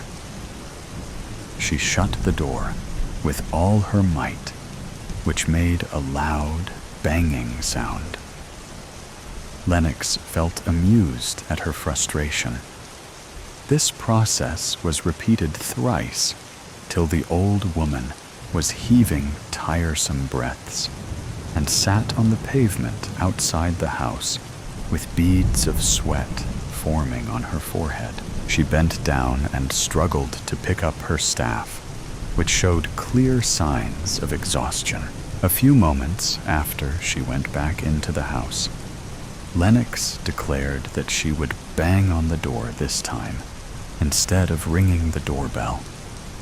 She headed towards the gate and started banging on the door with all her might. A few moments later, she heard a loud thud and the sound of a piece of wood falling on the ground. Curious to find out what had happened, she looked through the peephole of the gate and gasped as soon as she saw the old woman lying flat on the ground, along with her staff that had a significant tear in it as a result of impact with the ground. Lennox immediately rushed towards her house and narrated the whole incident to her mother in one breath. Her mother was shocked. "I am very disappointed in you, Lennox. I have always ignored your childish pranks because I thought you will eventually learn on your own that it is not okay to hurt people just for a few laughs." Her mother reprimanded her while calling the nearest hospital for an ambulance. The old woman was rushed to the emergency room. The doctors revealed that she had minor heart attack as a result of a strenuous activity. Lennox came to the hospital every single day to see the old woman, but she didn't have the guts to meet her. After a week, she finally found the courage to make amends for her mistake. She bought a colorful bouquet, a brand new staff for the old woman. When she arrived at the hospital, she came to know that the woman had left the country with her son, who had recently come from Italy.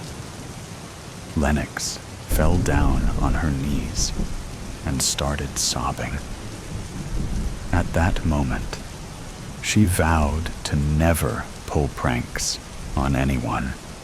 She returned home and apologized to Austin and all the other people she had wronged throughout her life. Moral: in an attempt to satiate our ego, we often end up hurting people beyond repair. Bloody hands. The night was pitch black because the moon was too shy to come out from the clouds.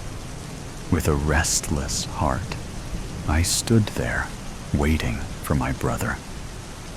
I knew what I am doing is a sin, but sometimes the path of sin is the only path forward. I agreed to this for Mom. She really needs my help. I broke the window. Come on, it's time. I have a bad feeling about this. Don't you want to help Mom? He always uses the mom card. Do I love my mom? Yes, I do. But that doesn't mean what we're doing is right. Because of his dumb idea, we're sitting right outside a stranger's house in the middle of nowhere. A simple mistake could derail our whole plan. Mom needed money, and she was never going to ask me for help. But I wanted to help her.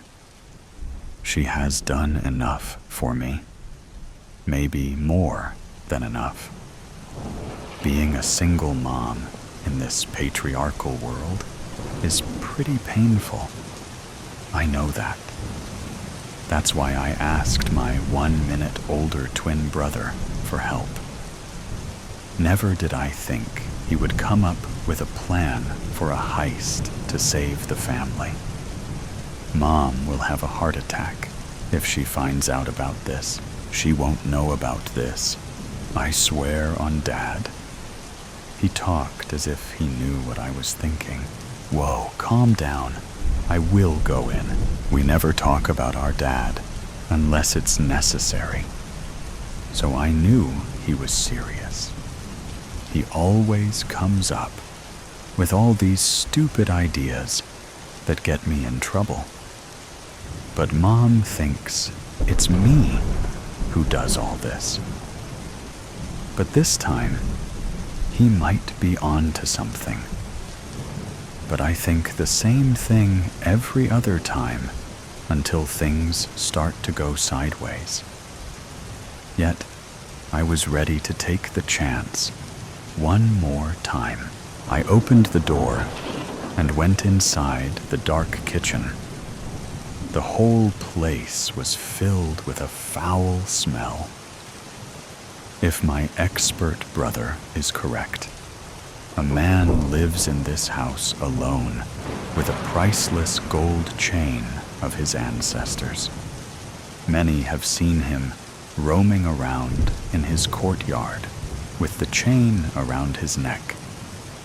I just have to find him, sedate him with chloroform, and steal the chain. If I am lucky enough, he will be sleeping with the chain around his neck. Just take it and leave, while slowly sneaking towards the bedroom. I looked back to make sure my brother was behind me. I stopped in the middle of the dark room when I saw a hammer in his hand. What's that? Nothing. It's just for protection. As I stood there, unsatisfied with his answer, the lights went on. The next thing I heard was a man screaming in fear. While I looked around to find the source of the scream, I heard a bang. A strange man fell onto my arms with a bleeding head. His helpless eyes reminded me of someone I knew. Dad? As I was trying hard to figure out what was going on, I heard my brother's voice coming from the door. With a bloody hammer in his hand, he was screaming, "Come on, let's go." As I started to run, following my brother, I knew things have gone wrong. I could feel the warmth of the blood splattered all over my face and clothes. Slowly, my vision began to blur. I could no longer see my brother. Darkness covered my eyes. I continued to run into the dark path in front of me. After running for some time, I reached my house. I got in through the back door, just like I did at that stranger's house earlier. I felt the guilt growing inside me. I should find my brother. I searched the whole house for him, but he was not there. Where has he gone? I need him. I tried hard to bottle up my emotions so I won't wake up my mom. She was sleeping. After working all day long for me, she deserved the rest. She needed the sleep. I searched for my phone to call my brother. I need him now. The eyes of the man began to haunt me. I could feel my mind going out of control. I couldn't handle it. The phone was not in my pocket. It was there. It was there when I went inside the man's house. It must have slipped out. I bit hard on my arm to feel some pain. I fucked up big time. Mom's going to lose it when the police come for me. She won't take it. She can't take it. I began to hear sirens from far away. Where is my brother? Where is he when I need him? I felt a sudden weight in my left arm. It was the hammer, soaked in warm blood. Wasn't it in his hands? I saw him run away with it. How did it get here? My head began to spin. I could hear the sirens getting louder. The police are coming for me. They will drag me away from my mom. They are going to make her sad again. I won't let that happen. She doesn't deserve that. She doesn't deserve any of this. Free her. Free her from the pain you will cause. The pain she is about to feel. I could hear my twin brother again in my head. He always comes up with all these bored ideas that get me in trouble. But this time, I think he is on to something. As I moved towards my snoring mom, I could hear the sirens nearing. I can't let them take me away from my mom. I smelled her beautiful black hair with the soothing smell of jasmine. I lifted the hammer as my brother told me. With a full swing, I bashed the hammer into her head. All of a sudden, the sirens in my head went silent. I stood there, looking at my hands, covered in my mom's warm blood. The big crime investigators at the Gustav Adolf Lutheran Church in New Sweden, Maine. In 2003, a mass poisoning there sickened more than a dozen congregants, killing one. Credit: Joel Page, Associated Press, by The New York Times, April 7th, 2020. All true crime stories start as crime reporting, often in the daily newspaper, before the narrative is shaped for your streaming device, earbuds, or bookshelf.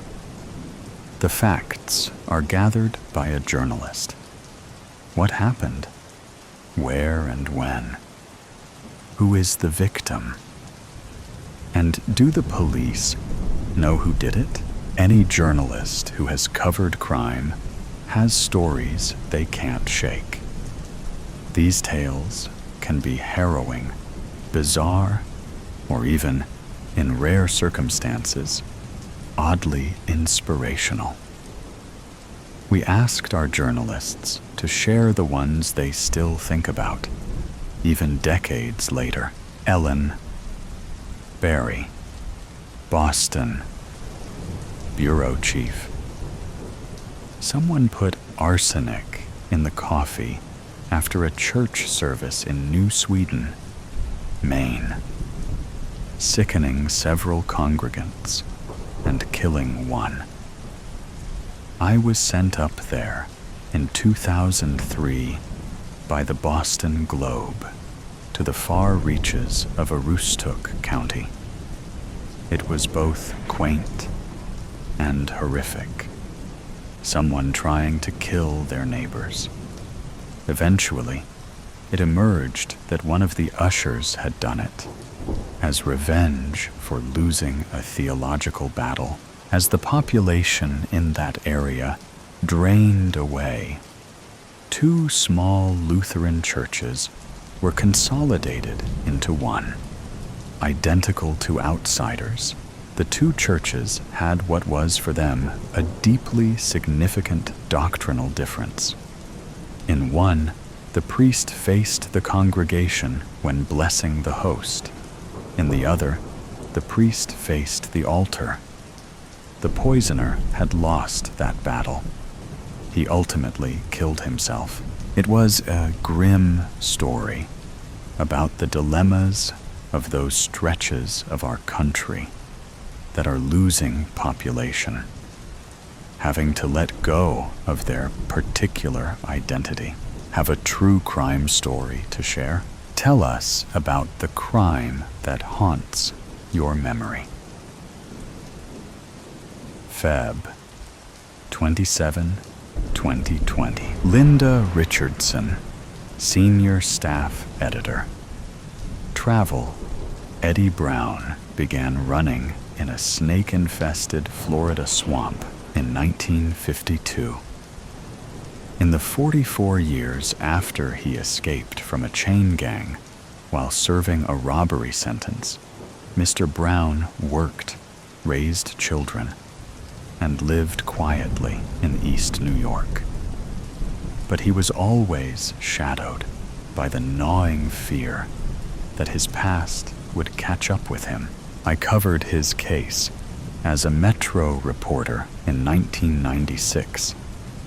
But lately, I've been thinking a lot about the chain gang fugitive, having recently read about the racial horrors of the Jim Crow South in Colson Whitehead's The Nickel Boys.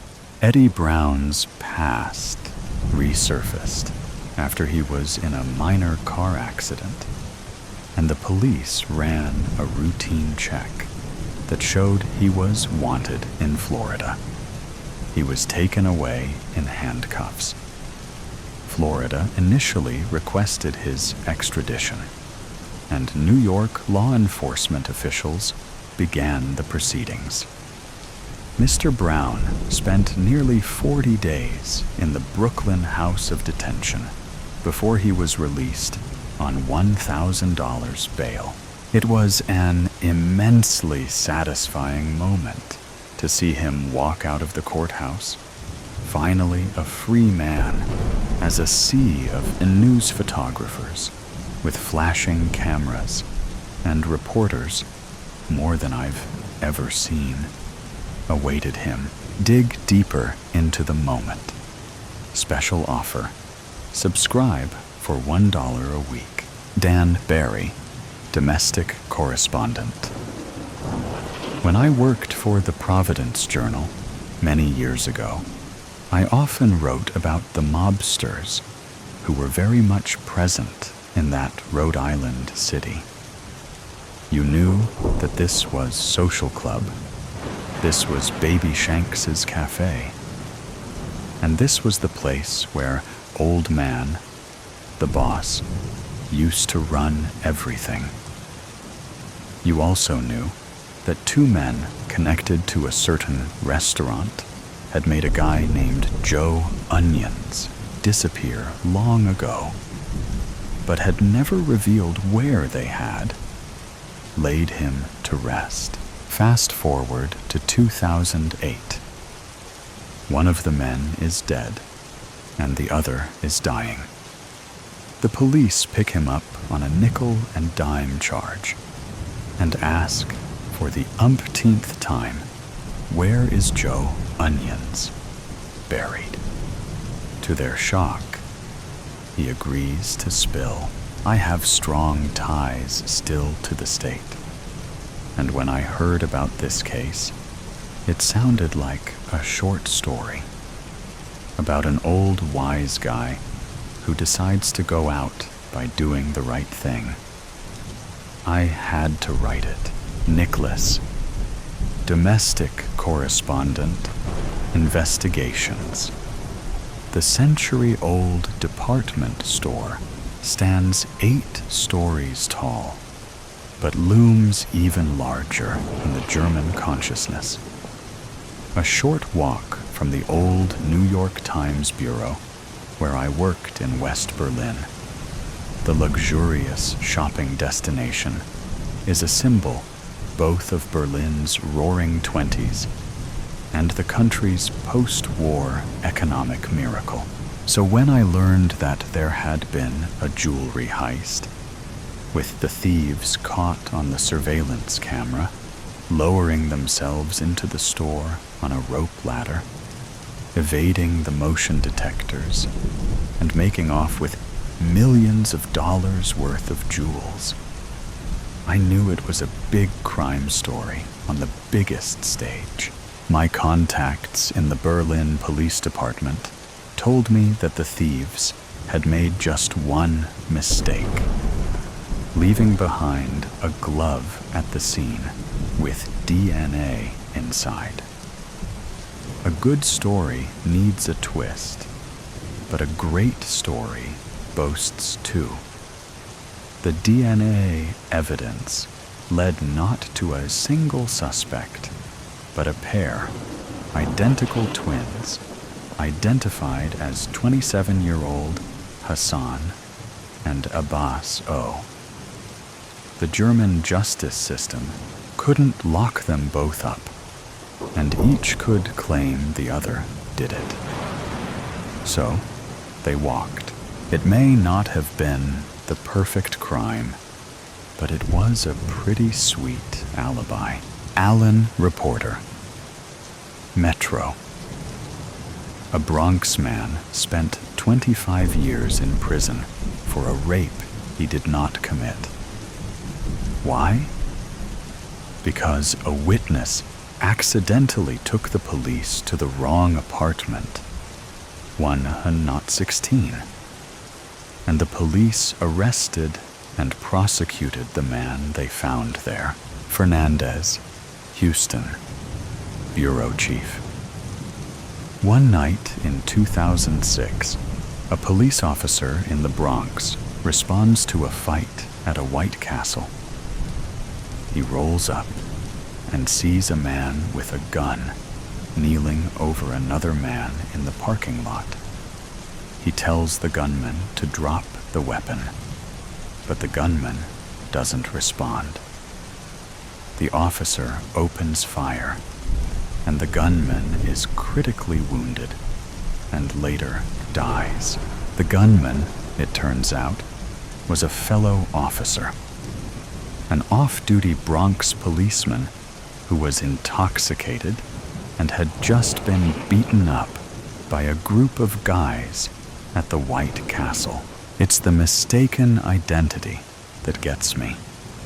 You can freeze frame the shooting as the bullets in the air and study it. There are worlds upon worlds of fate, mystery, and human connection at play. These two officers worked at station houses nearly 2 miles apart, and yet here they were, drawn together in a few tense, confusing seconds in a fast food parking lot. As I wrote, in this city, people live their whole lives separated by such short distances and never once cross paths. I don't think the officer was ever prosecuted for the shooting. I think it was ruled a justified shooting. But how does a cop live with a thing like that and move on? Yes, yes, yes, yes, yes. Armando, Deputy Editorial Director, Syndication. Hi.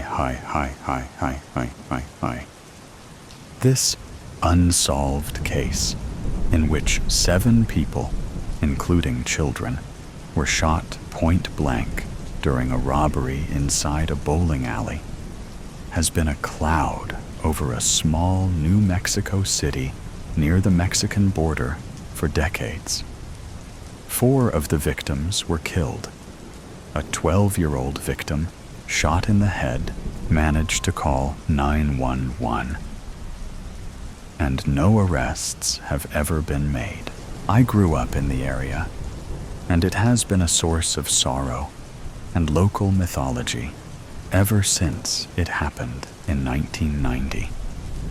In fact, the brutality of this crime over a few $1,000s, the massive law enforcement response, and the fact that no credible witnesses have ever come forward to identify suspects, all we want to hear about a crime that haunts you, a story that shook you, your town or community, and possibly changed lives. We are starting a project that will deeply examine crimes around the United States, the kinds of stories that too often go untold or have largely been forgotten.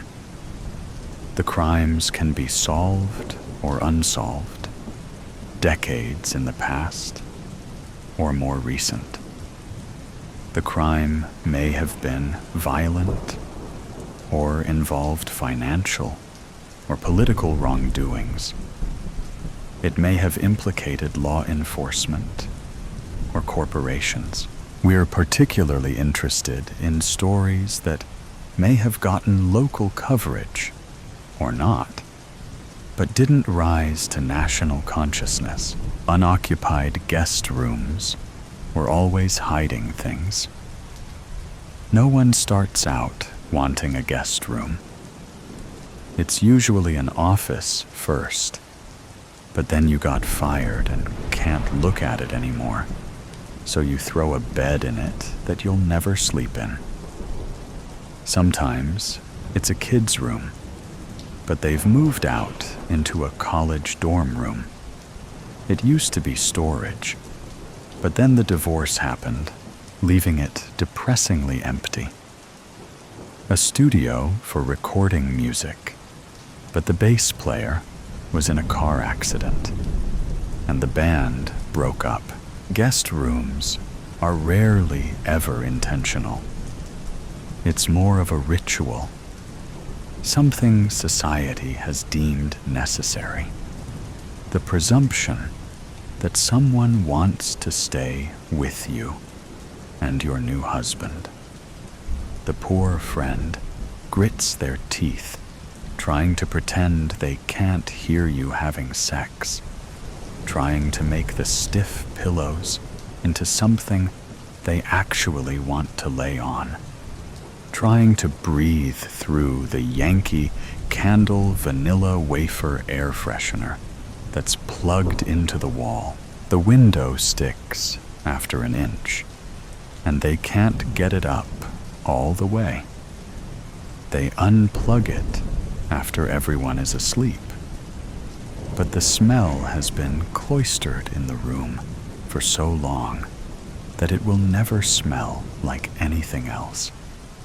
They put the pillow on top of their face and try to sleep. I stood in the doorway to this guest room without entering it. Untouched rooms give you answers. They offer secrets. This one had last been occupied by a dead girl lying face down in a pool of blood. I found out about the case through the police. That never happened. We didn't get along. Yeah? I barked into phone. A landline I had installed myself. Cell phones bothered me. Is this Alma? It was Detective Herbert Ross. He knew it was me. What did you want? I said, trapping the phone between my ear and shoulder as I took a kettle of hot water off the stove and poured it in my favorite chipped mug with my favorite raspberry tea.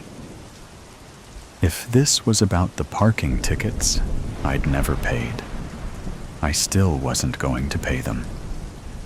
If this was to call me in about the robbery I solved before them, I wasn't going to tell them how I did it. A girl's dead. I set the kettle down a little too hard. Hot water sloshed around inside. I stared at the swirling steam coming up from the cup. I wouldn't be able to drink it now, and I frowned. The cops never called for my help. I usually embarrassed them by figuring their cases out for them. As a PI, it was rare to get a call like this. You need me? Yeah. Can you come? I hesitated for only a moment. Yeah. What's the address? 325 111th Ave, Blaine. I'll be there in half an hour. I hung up and reached for the tea, hoping I could snag one sip. Burnt tongue be damned. The tea bag had broken. Blaine was a little forgotten neighborhood, 30 minutes from Minneapolis, where I lived. The town used to be nice and neighborly, where kids biked until dark and people shoveled driveways for the elderly. Now, it was dirty. Every house had this gray, dinginess to it.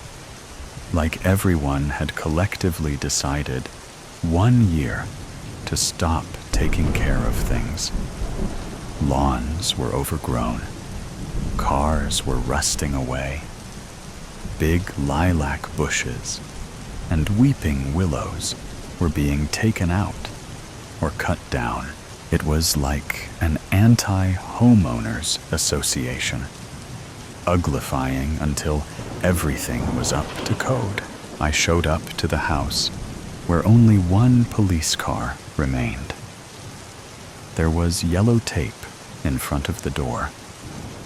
A crowd of people stood a few feet away, muttering.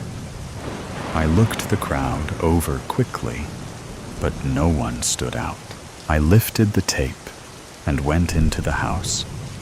Herbert was standing right inside, apparently waiting for me. Body has already been taken. He grunted. That's fine. I didn't get much from dead bodies. I knew Herbert would tell me anything I needed to know, because he had called me. Still, this was awkward. We both were uncomfortable, and it was obvious by how we refused to make eye contact, our hands shoved in our pockets. Husband found her face down in the guest room, stabbed multiple times, said the doors were all locked, no sign of forced entry. You ask the neighbors if anyone was skulking around? Herbert nodded. Nothing out of the ordinary. Seems like everyone keeps to themselves. What did she do? Who? The victim. What did she do for work? Oh, her name's Noelle Sharp. The writer? I asked, bewildered. She was known for gritty romance novels, turned deadly. Not my thing, but I knew her name. Yeah, I didn't know she lived here. He nodded again. They moved here a few years ago. Geez, why? Herbert shrugged. Husband, name Magnus, works for a painting company. She seems to make more dough. Where is he? Already down at the station. Guy's pretty numb. Won't say much. Yeah, well, his wife was murdered. I wondered if Magnus had convinced Noelle to move here. If he had done that thing that men do when they feel like their wife, or any woman, really, was doing better than them. So he tried to put her in a box, make her talents and abilities small and manageable, easy to swallow. How many shouting matches had they been through before Noelle had conceded to move into this shit box in the middle of Shitsville? Can I have a few minutes? I asked. Herbert nodded. I surveyed the entrance area. Stairs right in front of us, leading down into a dark, wet-smelling basement. A tiny hall leading into a kitchen. Living room to the left, dining room to the right. I gave the first floor a once-over. Dirty dishes in the sink.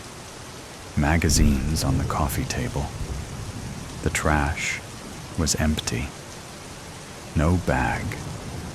I went up the stairs and found the main bedroom, bathroom, and the guest room.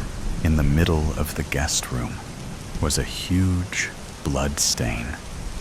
It was flecked around the room, on the walls, on the bed. The stain was dark against the gray of the carpet. I surveyed the room. One bed, one desk with a small lamp and wooden chair, one plush armchair near the window, overhead light, fixture, fan. There was a closet and a nearly empty bookcase, short and pudgy. Maybe something that one of them had been dragging around for years, couldn't bear to get rid of. Some furniture held on to you. I walked in and thought about the room. The carpet was gray, the walls were white, but it was an off-white. It was like the white had been darkened by something. I sat down in the armchair and looked around, pretended I was staying there. I went over and turned the light on. The fan spun slowly above me. I sat back down in the armchair and looked some more. I realized it had been blue.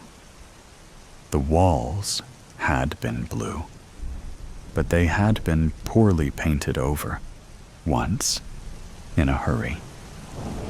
I got up from the chair and went over to the closet.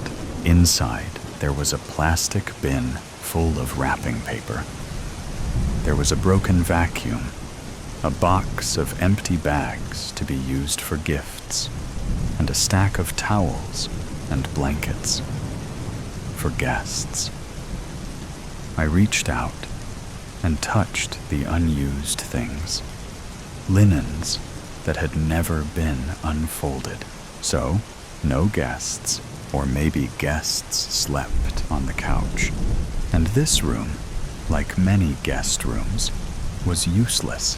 I leant down at the carpet in the closet.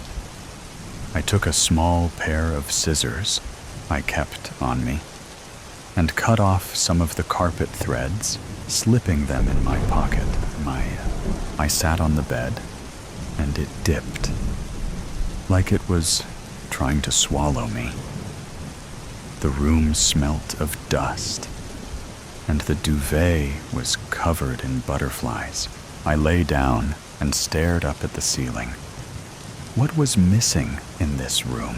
And then I bolted upright and stared at the blank walls and realized there was less dust in a few places. Sections where things had been removed. Pictures. There were no pictures. Herbert was standing outside, trying to get the crowd to leave. I stormed out.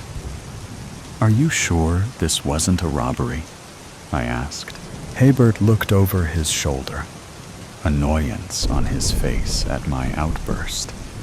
It made the dispersing crowd turn, new interest compelling them to stay. "Nothing has been taken."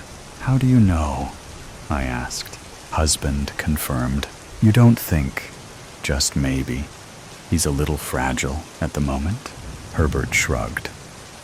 "I'll have him do another walkthrough." I told him I was going to need to come back to the house again. I needed to think. He told me to call him first, before he did. We both knew I wouldn't. But I looked up Noel Sharp on the internet. I found relatives and close friends, and I called and talked to them. Everyone had lovely things to say. I asked about her writing and her hobbies. When I brought up the husband, people also had nothing but good things to say. The mother was the only one who sputtered on and on about how that low life tricked my daughter into marrying him. Worthless career, no family money.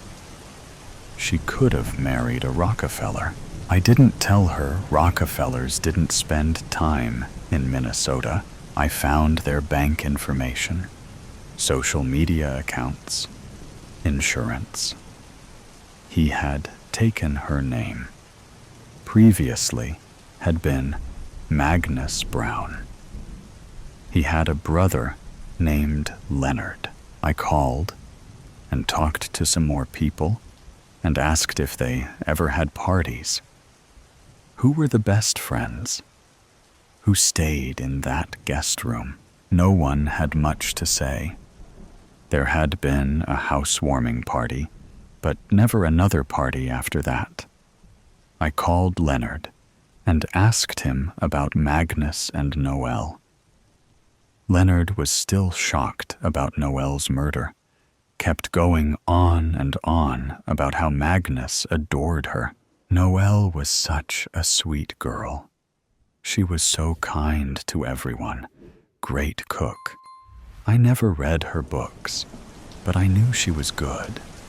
Magnus just loved her. I told him to call me if he thought of anything else. I could see from their joint bank account that there was voodoo trouble. There always was. I carefully read through credit card statements, but nothing interesting sprung out. Not even a transaction from a dirty website.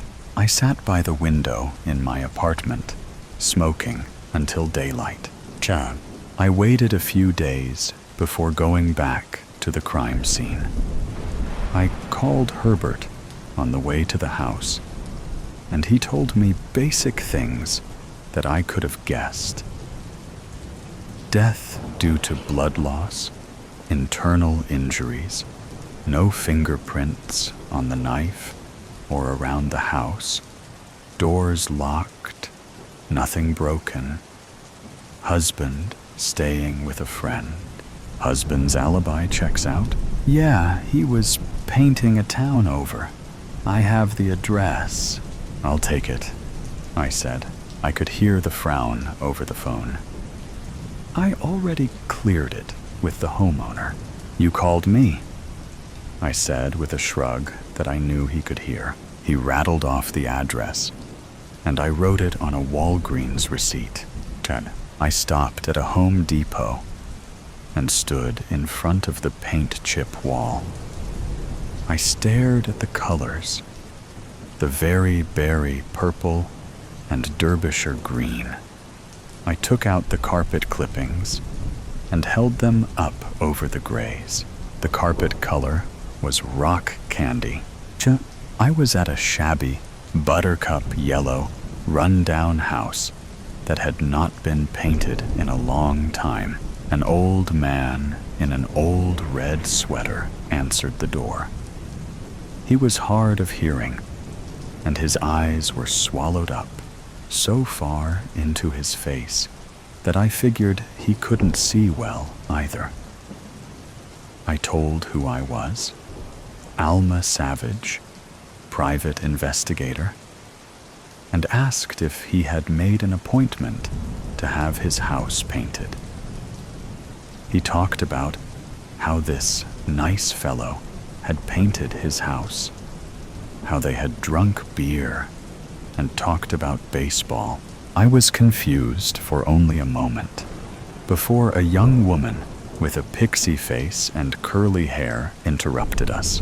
My father has Alzheimer's, she explained. The house was painted a long time ago. I asked her if either of them had talked to the police. She looked confused. The old man had been the one on the phone with Herbert. I parked in front of the Sharp house and called people again and asked them to tell me things they remembered about Noel and Magnus.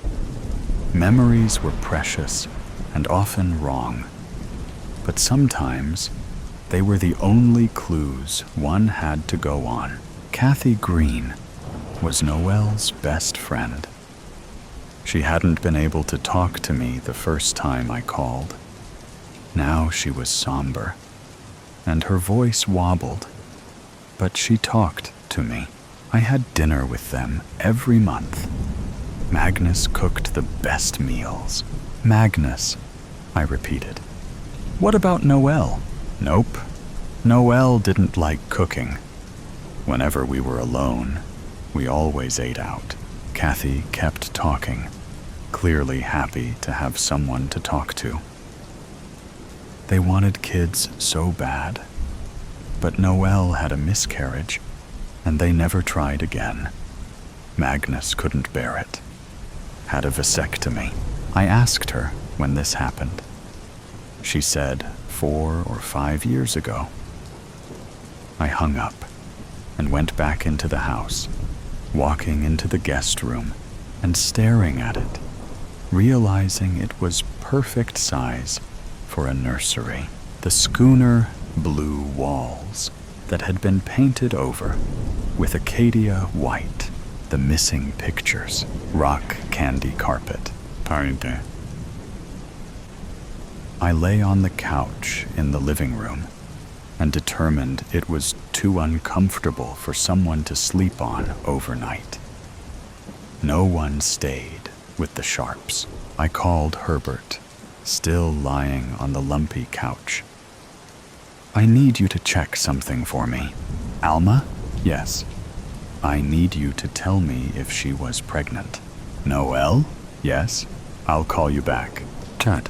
I went into the main bedroom and looked over the dresser, where receipts and change and dollar bills and earrings lay. I looked in their closet at all of Noelle's comfortable writing clothes and Magnus's paint-covered clothes. I found photo albums and thumbed through them. Nothing but happy smiles. I looked for medication in the bathroom. Nothing. I dug into drawers and looked through cabinets. Finally, in the garage, I found boxes, unlabeled. I knew it was what I was looking for. I opened them. There were 7 bikes, none matching, all different sizes.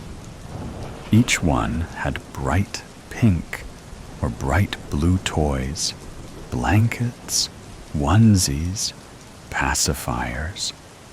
Each one contained a cross-stitched rectangle, homemade, Flora Sharp, Theodore Sharp, Maisie, Cooper, Rachel, Kevin.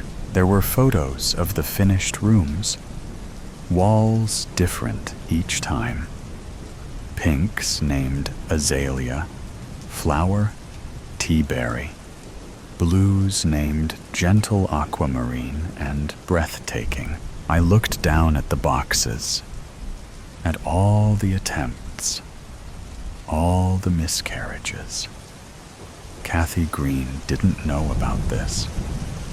Her best friend status was weak, watered down because Noelle was too broken or embarrassed or just didn't think it was anyone's business. No one slept on the couch. No one slept in the guest room. I surveyed the rest of the garage and saw some large, framed photos shoved in the corner behind a lawnmower that was covered with a tarp.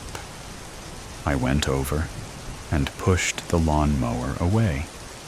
They were prints of Noelle's book covers, the missing pictures, and there was a bloody thumbprint on the edge of one, her 3rd book, Dangerous Illusion. My phone rang. I answered it, hands shaking. Was she? I asked, throat dry. She was pregnant. Fuck, I muttered. What? Magnus had a vasectomy a few years ago. We'll confirm that on our end. And if you do? I asked. We both knew the answer. If he'd had the operation, it meant Noelle had cheated. It was motive? Duh. I found Leonard's apartment the next day. When he opened the door, he was in a wrinkled t-shirt and boxers. It was 3:30 in the afternoon. His eyes were red, and his hair was unkempt. I told him who I was, and he let me in. He gave me a beer. It was warm. I chugged half of it in one gulp. When I swallowed, I asked, So how long were you sleeping with her? Leonard pretended to look confused. I waited. Then, after 4.5 minutes of silence, he put his face in his hands and started crying. I loved her so much. Magnus was always complaining, and she would come over and vent, and we'd drink, and we never meant to. Noelle was pregnant. I told him. His teary eyes grew smaller, beadier. Noelle had found out that day. I pushed on. She left the pregnancy test in the trash, and Magnus found it. You know, he had a vasectomy. I didn't wait for him to confirm. Noelle was in the guest room, looking at the nursery she never got, hoping it would work this time. It could be you. And Magnus found her, killed her, and took down the photos of her books. Couldn't bear to see them. All her accomplishments. She had money. Her name meant something. And now his own brother was fucking his wife. How did you know that Magnus isn't staying with you? He's staying with a friend. He hates you. No. He choked out, shaking his head, like that would shake the words out. She only cooked for you. When she came over here to vent and drink and fuck, she'd cook for you. She never did that with him. What do I do? He asked, drowning in how much he hated himself. I looked around the drab apartment before turning my eyes back to him, shrugging. Ever thought about painting the place?